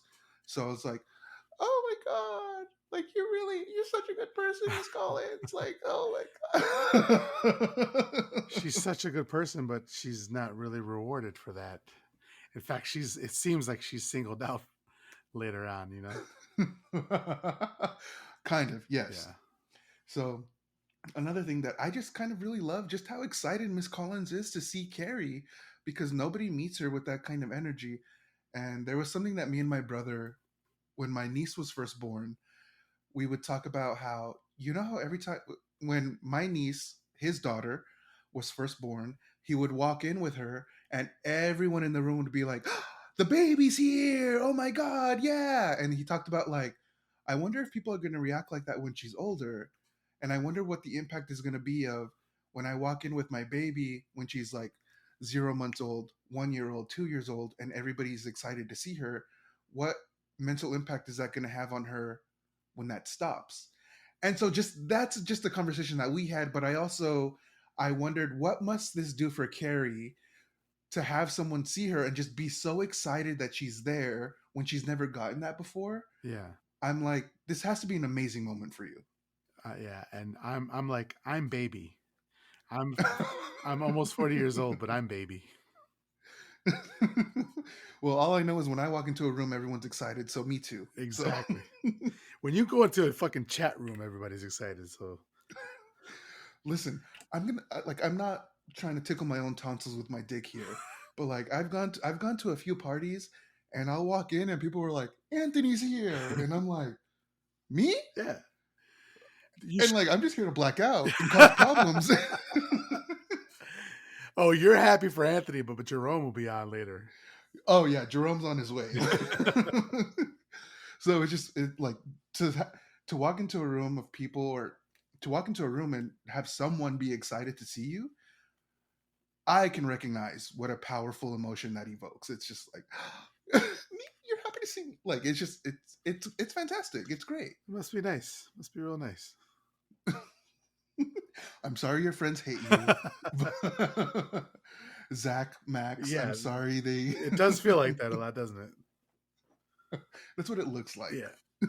So Miss Collins and Carrie, they share a hug. And this, I said Carrie was happy earlier when she told her mom, like, no, he left. He left with another woman, and everybody knows that. That was a different kind of happiness. The happiness that we see Carrie exhibit here, this is actually like a legitimate form of happiness. Like she's happy to be there. She's happy about what's going on. She's happy that other people are welcoming her, seemingly into the fold. So like she this is a moment where she's like, you know what, I do deserve good things and good things are happening, and she's just totally embracing all of that. And they actually look really cute together as a couple. They Yeah. do. He's wearing blue, she's wearing pink. It just matches. Yeah. He got the curly hair, she's got the straight hair. There's very like their styles are like really opposite, but they go so well together. Yeah. This is my Barbie and Ken. So before they dance, Carrie gets a little bit more insight just into how truly welcome that she really is. Tommy lets her know about an after party that's happening, and before Tommy can even fully explain that she's invited, she's like, "Oh, okay. Well, you can drop me off, and if you want to go hang out with your friends, that's totally fine." And like Tommy's like, "I'm telling you about it because you're welcome to come. Like you're invited." And like I just once again I totally identify with the feeling of like not feeling wanted because it's like you don't want to be a burden or like, hey, you've already invited me to prom, you don't need to do anything extra. It's just very Carrie, you're just such a sweetheart. Like, I know where you're coming from, and I hate to see you be so wrong. I completely understand that, and I agree as well. Like, I've been in a situation where like I came along with somebody and like they're like, "Hey, we're gonna do this something else afterwards." I'm like, "Oh, that's cool. I can find another way home," or something like that. It's like, Mm-hmm. "No, man, we're telling you because you can come as well." We want you. I'm like, "Oh, you want to spend more time with me, huh? That's weird. So Yeah, it's weird." like I thought you were being subtle and telling me I need to kick rocks. So you're not gonna drop pig's blood on me? Okay, all right, that's cool. Y- yes. So Carrie's literally beaming at the fact that like she's still invited to continue in activities that go beyond prom. This is something that's totally unexpected to her. She just thought, you know, she's gonna get dropped off at home and the real friends are gonna go party. It's a fantastic moment.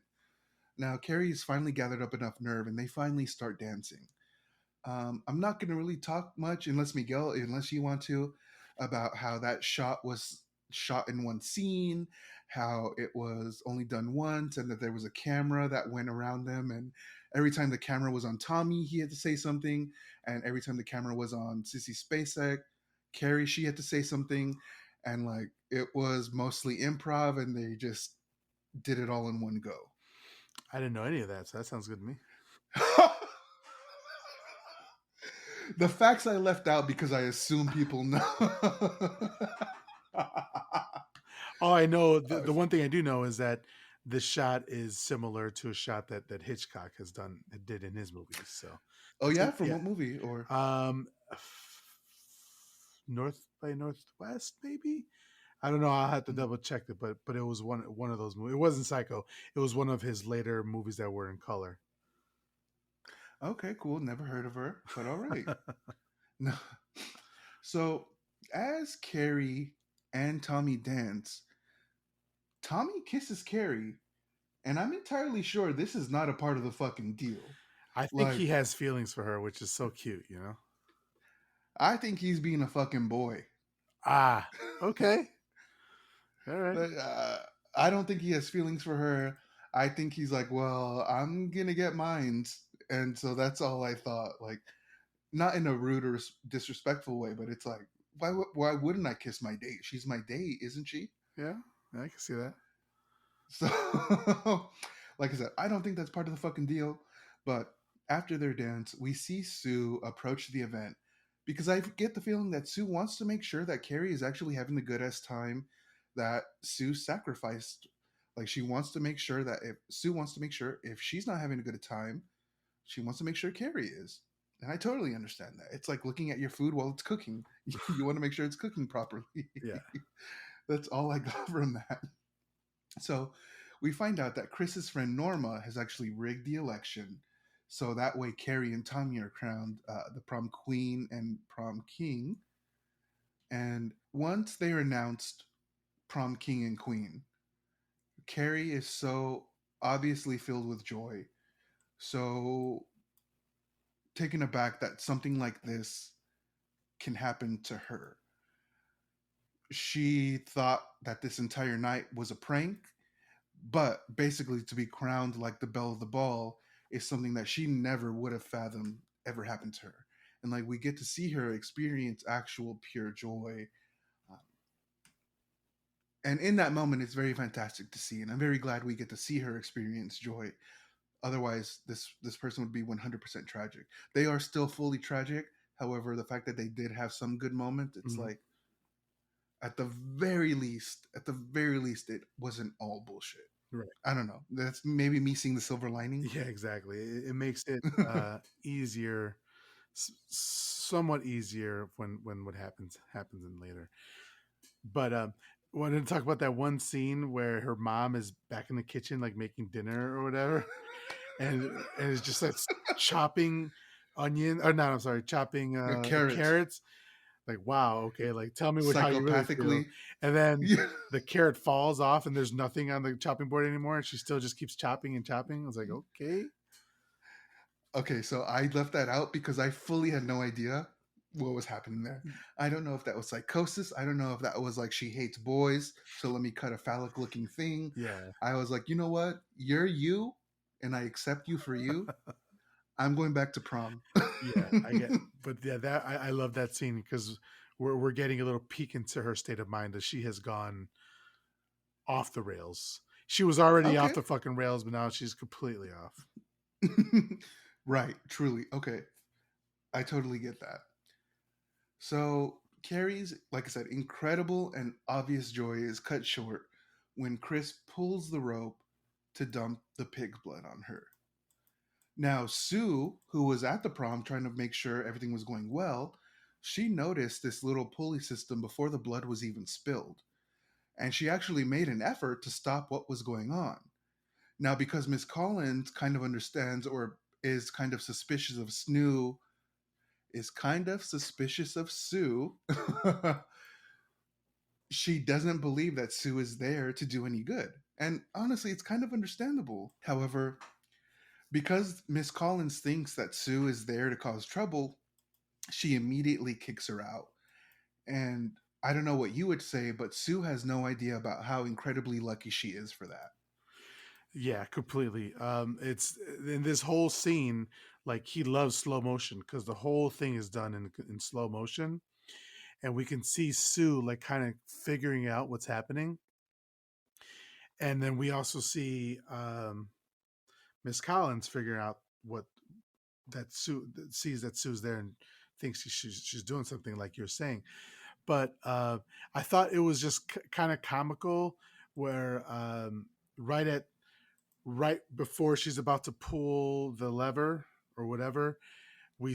we finally see who's under the stairs again. It's Billy and Chris. Billy and Chris are under the stairs, and we see like the light projected from inside out, and we could see like the shadow of her about to pull.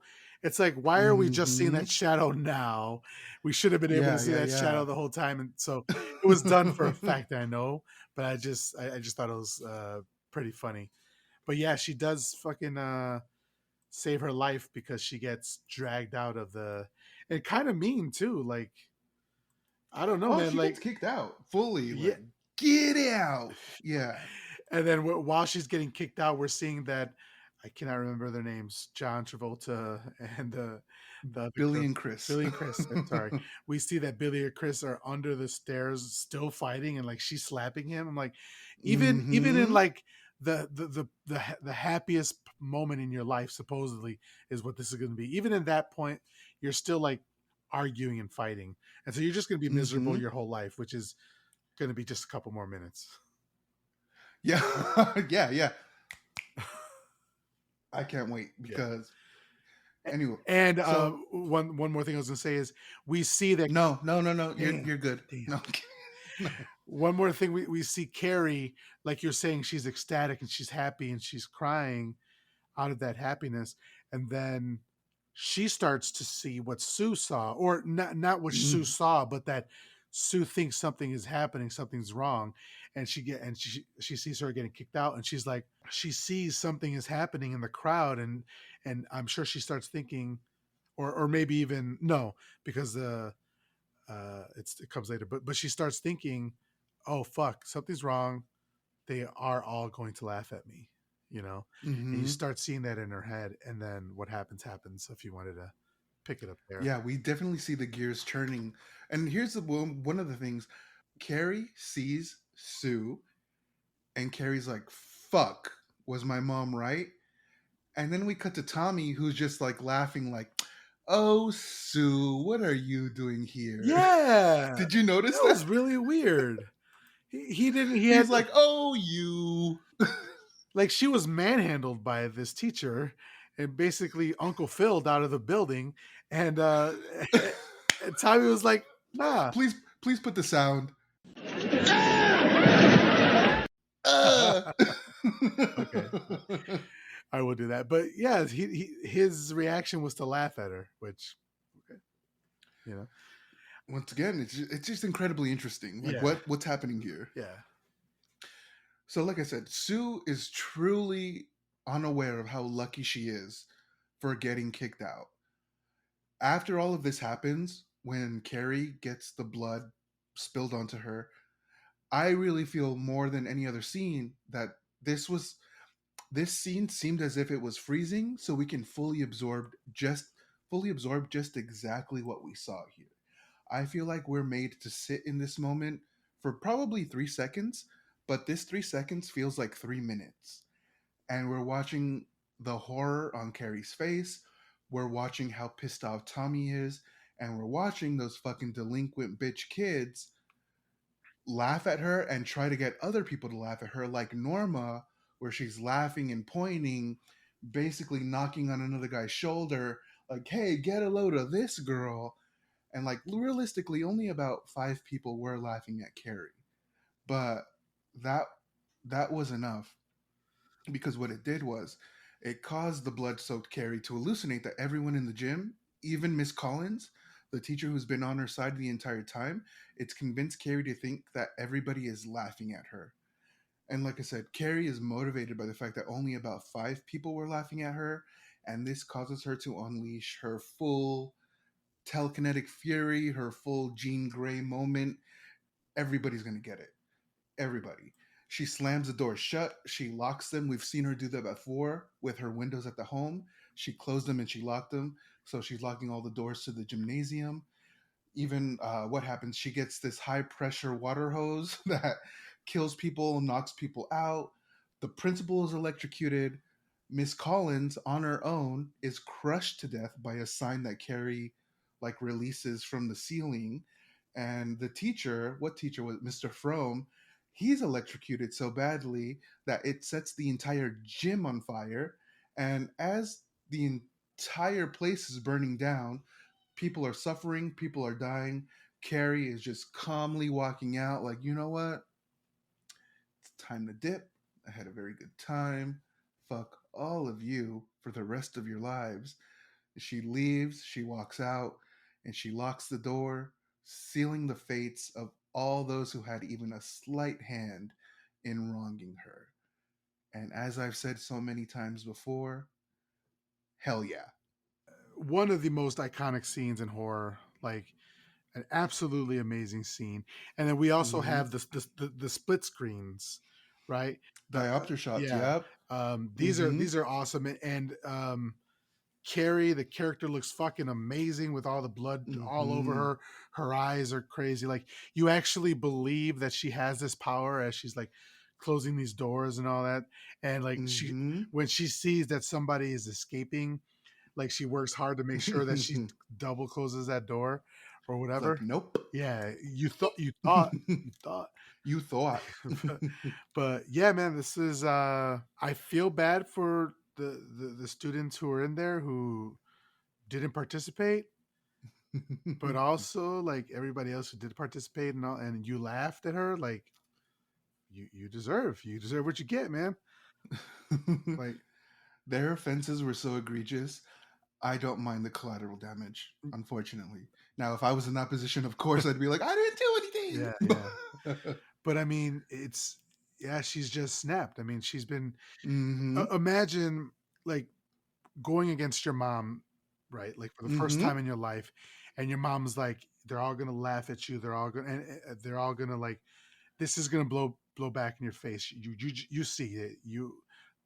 This is a bad decision, and you're like, no, no, no. Like everything's gonna be fine. You're paranoid. The world isn't like you think it is. The world is a good place filled with good people. I've met a good person who wants to take me to prom. Everything's going to be fine. And then to watch that come crashing down literally on your head with a bucket of blood, pig's blood, and then Mm-hmm. to watch your partner, your date get hit in the head with that bucket and fall down and pass out, like you proved her wrong. She had Mm-hmm. she had a little bit of hope left in this world, and it tragically was taken away from her, and so Mm-hmm. she tragically took their lives. It Right. was an even deal.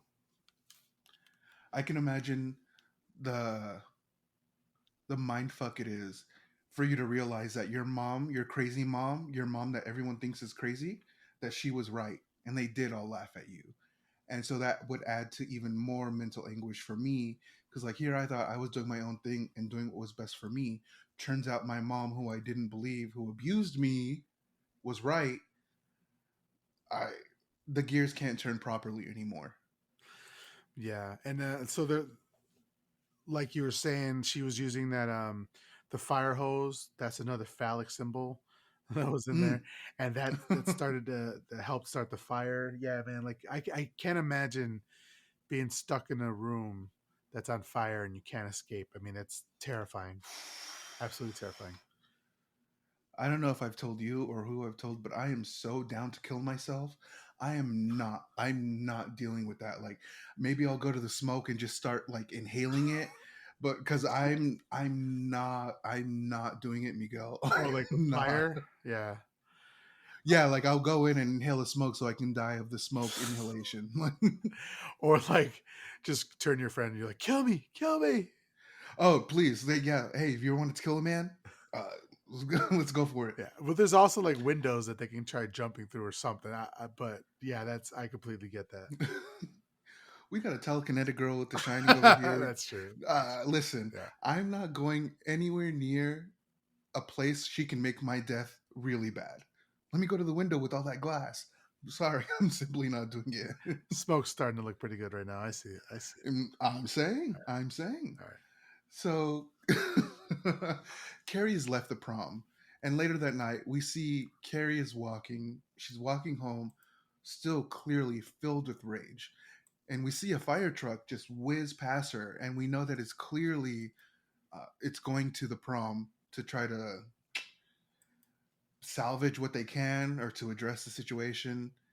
But just then, Billy and Chris, who have witnessed all of this, they see Carrie walking in the road and they know it's her, and they try to hit her with their Christine looking ass car. Carrie says no and makes this car flip over several times, making it explode, killing Chris and Billy in one of the most horrific ways. You're in a car crash, and if that didn't get you, now you're burning to death. I've said this before, Carrie, hell yeah. And also, like, imagine hating somebody so much that you just caused the death of hundreds of high school students and teachers, and then you still want to run them over. Like you escaped. You caused that, but you managed to escape. You were free and clear, but you just Mm-hmm. enough wasn't enough for you, and so she had to try to kill her. And Mm-hmm. yeah, man, you got what you deserved. Right. If they were trying to kill anybody, they should have been trying to kill Sue, because she actually saw and she made it out, and she could say, "Hey, they're actually the reason why Carrie went crazy." Like they should be trying to kill Sue, not Carrie. Right, right, right, Like Carrie has no idea it was them. right. So Carrie finally arrives home after walking home from the massacre at the prom, and she washes the pig's blood off in the bathtub. And we can see in the bathtub that she is starting to understand just exactly what she's done. Just the fact that she's responsible for the death of so many people. Now after the bath, Carrie is comforted by her mother. She strokes her daughter's hair tenderly and she comforts her in her arms, which is something that Carrie wanted earlier, like to just be held. And this is when Margaret reveals that she should have killed herself after her father had sex with her. They weren't even married yet. Margaret reveals the guilt about having conceived Carrie through her only sexual act of intercourse with Carrie's drunk father. And Margaret, she is filled with guilt because she knew he was drunk. She knew he was looking at her in a certain kind of way.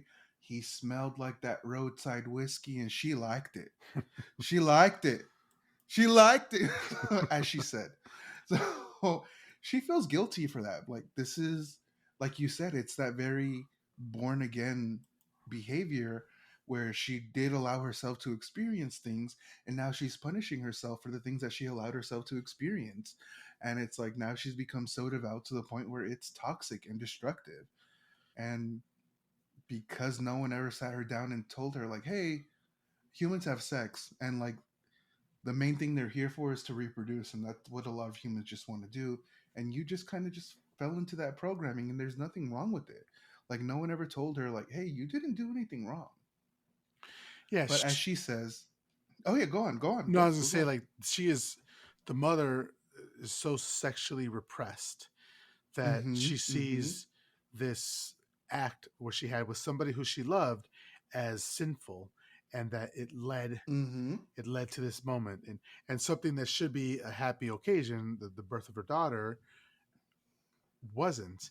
And also, like, because she was so religious, she could have had an abortion, but she didn't. She chose to Mm-hmm. have the child Mm-hmm. instead, and then not only ruin her life, but ruin the child's life as well.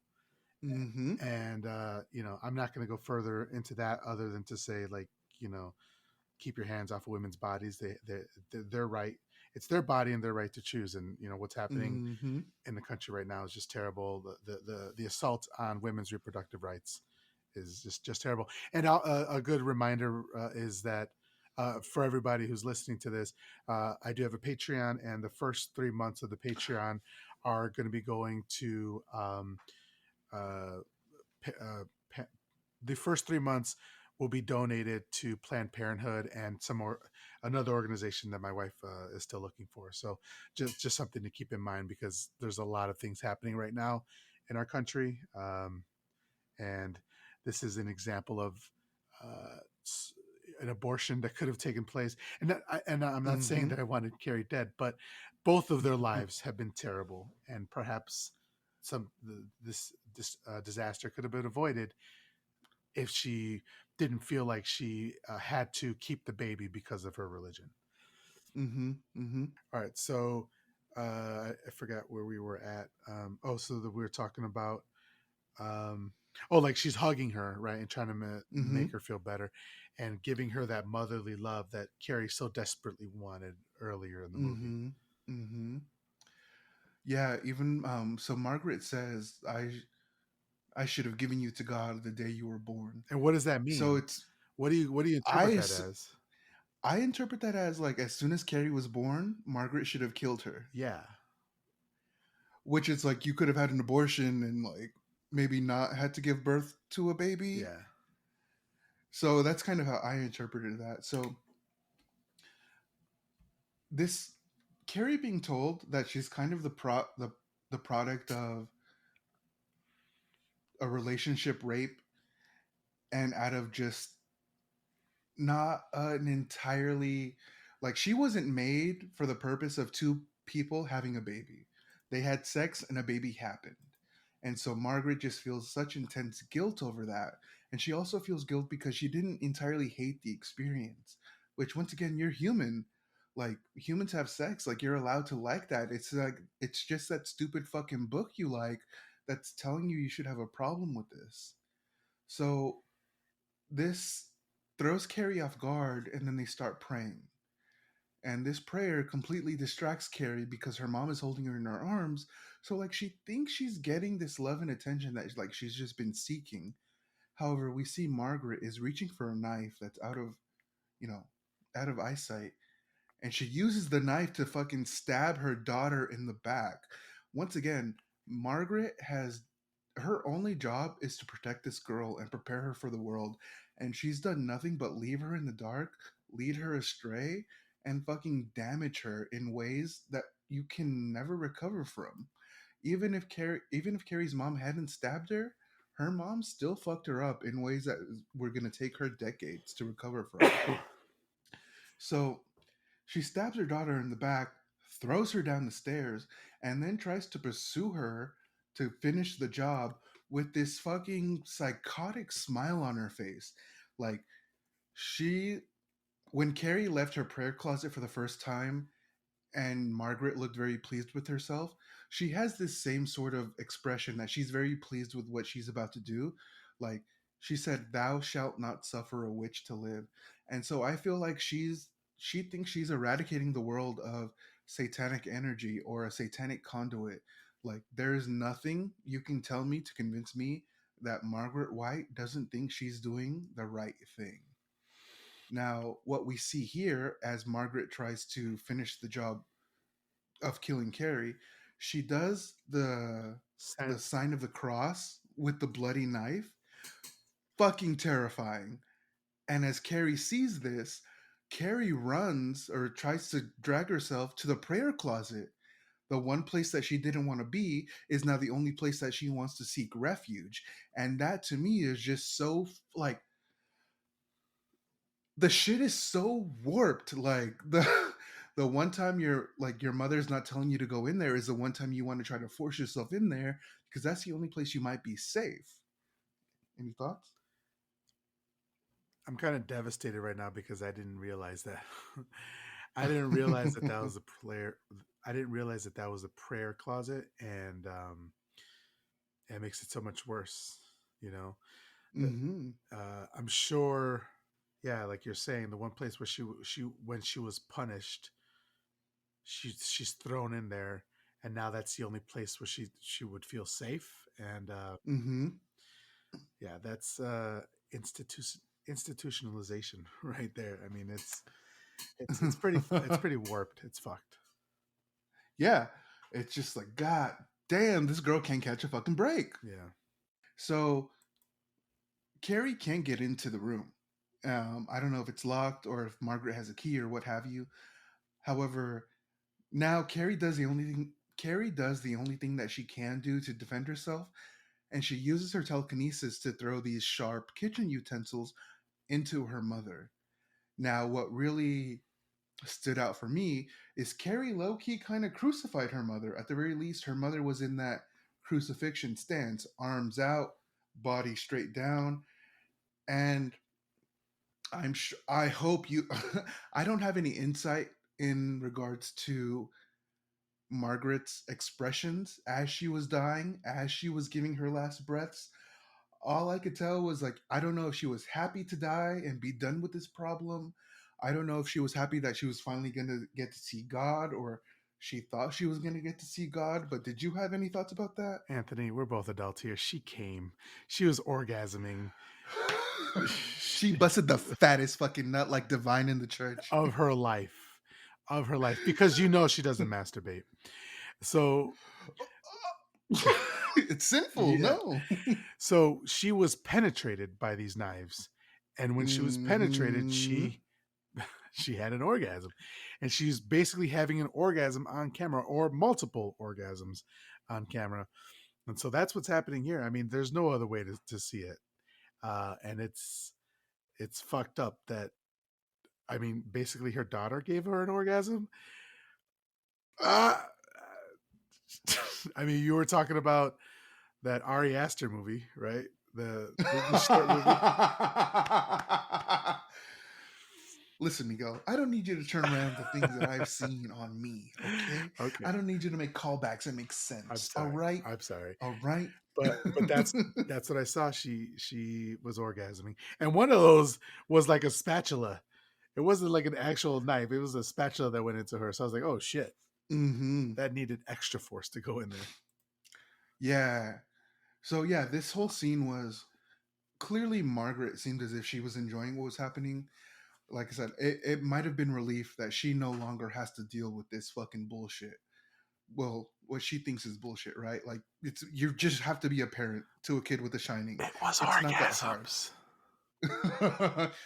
She busted the fattest fucking nut of Oh her fucking shit. life. That ASMR right there, boy. Goddamn. She squirts, she comes, and she busts buckets, and everybody fucking loves it. That's staying in. That's staying in. That's fine. I love that. And so Carrie is in the corner of the room, by the door, and Mhm. she's like looking away because I think she knows her mom's also busting a nut, and she's like very uncomfortable with it. She's like, oh, and so she's Well, I looking mean, away. Carrie didn't know what a period was, so I don't think Carrie knows what an orgasm That's is. true. That's true. I'll give you that. At the very least, she She's like, was like, "Mama, she's like, Mama, why are your legs shaking? Mama, how come red came down my legs and Uh, whites come down yours?" I don't know what oh female my god. cum looks Yeah. like. Okay. Absolutely not. I will not be responding to Anthony. We're off the rails. We need to get back on. The mom is dead. Listen, the movie's almost over, so I'm derailing Yeah, us like a fucking drunk train conductor. the mom is dead. She busted a nut. Margaret White has passed. Okay, go. The second nut she's ever busted, if she even Yeah, busted with no, Carrie. that the dad did not make her He bust. was drunk, right? He was just getting his own rocks Yeah, off. Yeah. All right. So Margaret White, she's kind of crucified by her daughter, and Carrie goes to pull out the utensils that have put her in that position. And Carrie's actually incredibly distraught. Like, she does feel remorse for what she just did. And she's just so incredibly sad. Like, not only did she kill a bunch of like her peers, she also killed her parent. Now, I truly believe one or the other is okay. Either you kill your parent who abused you your whole life, yeah, sure, fine. You, you have a reason to. Or you kill the people who bullied you, and that still makes sense. But like the fact that you killed the bullies and your parent, it's like, I'm sorry, you fucked up. So Carrie is just completely distraught by seeing her mother dead, and so distraught that she causes the whole house to collapse upon itself and kind of recede into the circle of hell, because the house just crumbles, goes into the ground, and it's just very sad that Carrie did not feel any sort of justified in what she did. She thought everything that she did was absolutely wrong, despite the fact that she was retaliating against bullies, retaliating against abusive mother. Like, you don't have to kill yourself in this situation, but she did, and that's very sad to me. I agree with you. I wanted to back up a little bit. Hmm. Um, Want to ask you something. So first, um, Carrie's mom looked like Saint Sebastian because she Hmm. had the arrows in her body, just like Saint Sebastian did. Mm, Not arrows, but not, she had knives. Saint Sebastian had yeah. arrows, but there was that. And secondly, um, we were talking about the possibility that Carrie's mom had the Shining, or Hmm. had this same power. And I'm so, listening. at the end of the movie, is it possible that Carrie's mom brought the house down around them? Because to me, it didn't look like Carrie was doing it. She was as surprised as anyone that it was happening. She even grabbed her mom, and they went into the closet. And so I just, to me, it either was that Carrie's power was uncontrollable at the time, or something else happened, because I wasn't quite sure what happened there. So as we were talking, I was like, oh, and you said the thing about the mom possibly having the same power as well and fighting it. Maybe at the end there, she realized, I haven't killed my daughter. This is my last chance. I'm about to die. Let me bring this house down around us. I like where you're coming from. However, I don't think that, for me personally, I don't think that's the case, because I do think Margaret was dead. Okay. She was actually dead. She busted her nut. She was out. Okay. So what do you think But happened? also, I'm sorry. Go ahead. You continue. no, I was gonna say, but also, The Shining is different. It's different for everybody who has it. Mhm. So, like, Carrie had telekinesis. Also, in the book, Carrie actually makes a comet come down from space to destroy the house. So, based on that, I'm going to interpret what happened here as Carrie's power. Okay. Carrie made the house crumble. So, also, her mom, if her mom had The Shining, it was just kind of like fortune telling and possibly telling what's going to happen in the future. Not like Carrie, who could make things change You're right. like telekinesis. You're Yeah. right. You know what? I'm stupid. I shouldn't have said anything. You were right. I'm sorry, Anthony. You were right. No, no, Well, but thank you for admitting it. No. no, Yeah, but no. yeah, I was confused at but at the ending, but it makes sense now. Yeah. Okay, so yeah, we actually have one more thing to go through, and then we are officially done. So, like I said, Carrie makes the house crumble around her, burns into the ground, the house is demolished.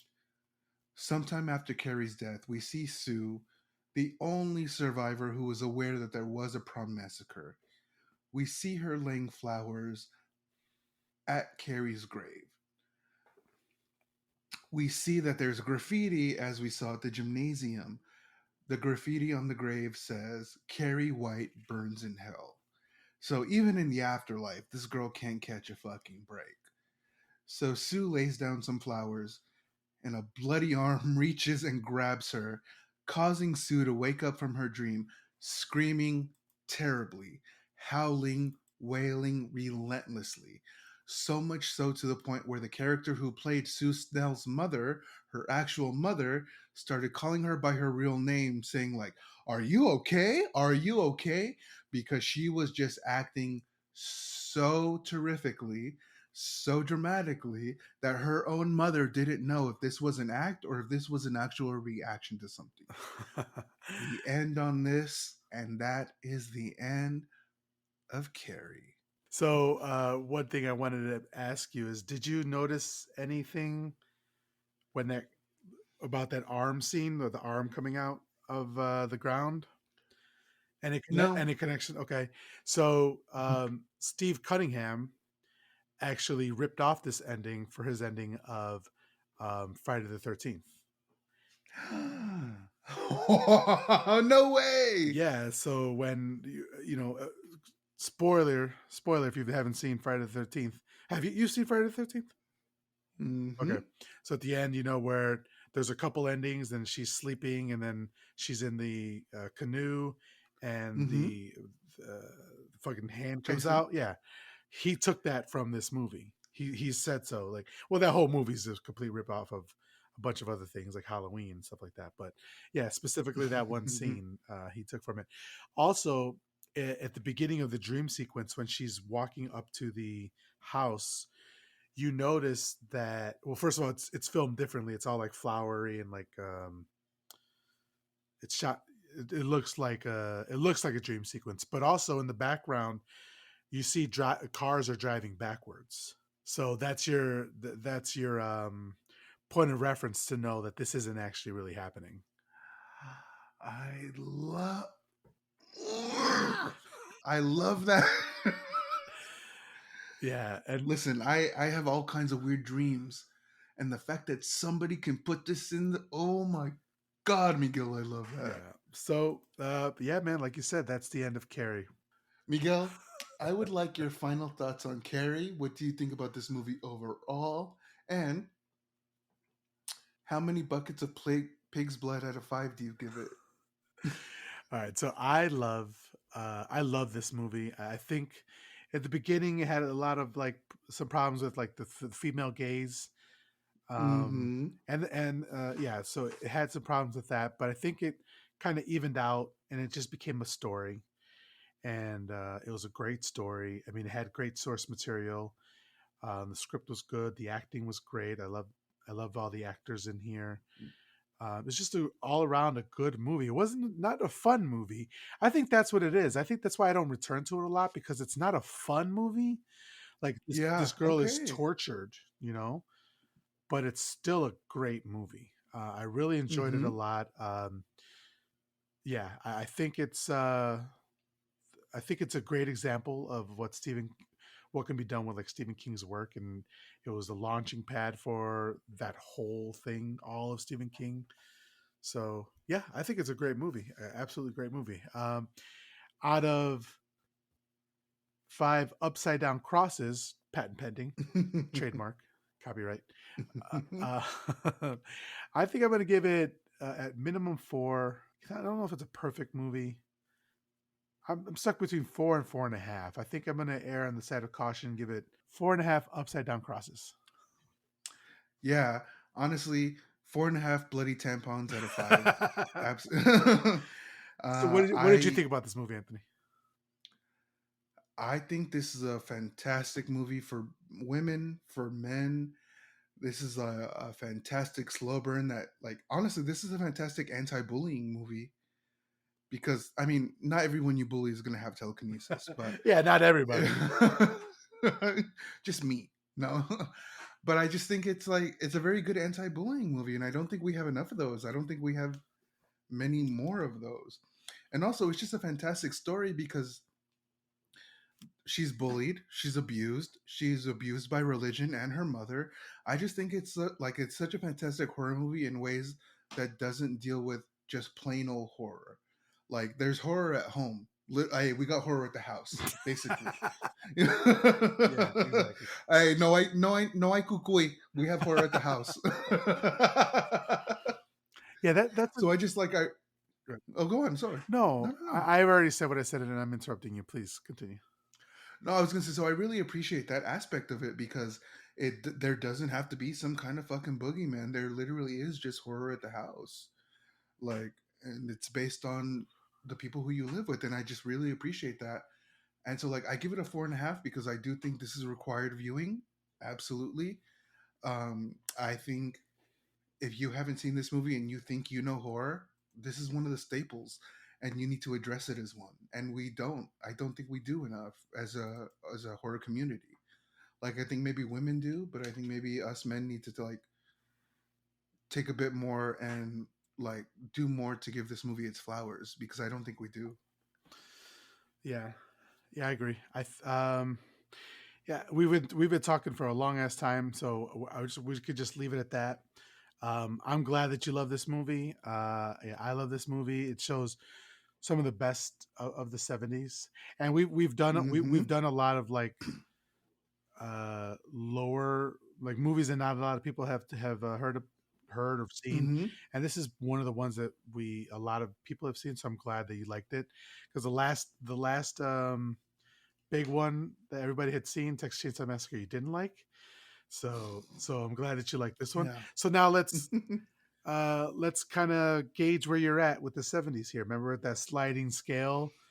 I don't know Mm-hmm. what you were at before, but I think you were like at a 4, even after Satanic Pandemonium. Because Because Texas Chainsaw okay, put me to a 2. okay, all Yeah. right. So now we're at a 4 with Satanic Pandemonium, and what do you think you're at right now? So I'm for sure at a 5, but I'm at a 6 on a good day. Okay, okay. I'm gonna take it as a 6 then because Well, I'm you on a good. shouldn't. Who said it was a good Yeah, day? No. you didn't say if it was your good day or my good day. That's my good day. That's right. Using my own logic against me. What the fuck? Oh, okay. So we're at a All right, 6. Miguel. We're at a All right. we're at a 6 with how many more episodes to go? I think we're with 3 more 3. episodes to go. If I could stay at a 6 or above, 6 is the minimum I want to stay at. All right, so you're at a 6. I'm hoping to keep it at that. We'll see what we're going to do next week. We'll let everybody know. Anthony, once again, thank you for coming on this weird ride with me. It's been great. It's been some of the most fun I've had in a very long time. If you could tell everybody Same. where they could follow you. I'm most active on Twitter. That's Anthony Jerome M. ANTHONY JEROM capital M. Anthony Jerome M. I'm just most active on Twitter. That's where I have the most fun. Don't follow me on Instagram or anything like that. But Miguel, what about yourself? Thank you. You can follow me on Twitter at MHCPod. You can follow me on Instagram at MyHorrorConfessional. If you'd like to email the show, you can email me at myhorrorconfessional@gmail.com. I have actually started a Patreon. So if you feel like you'd like to support, there's various levels. You get the episode early, and then you also get bonus episodes with authors, and Anthony shows up there a couple times, and he's going to be on a bunch more, and just more content. You'll also get some stickers and a comic book that I wrote. So there's a lot of stuff there for you. And the first 3 months of the Patreon will be donated to Planned Parenthood. So if that's something that you want to be a part of, you can visit us on Patreon at My Horror Confessional. The artwork was done by Brian Demarest. You can follow him on Twitter at the Evil Flynn or at Evil Flynn. And the music was done by Taylor Fox. You can follow her on Instagram at the Taylor Fox. And I'll be listing all these out in the show notes as well. So thank you once again for listening, and we'll talk to you next week. Bye.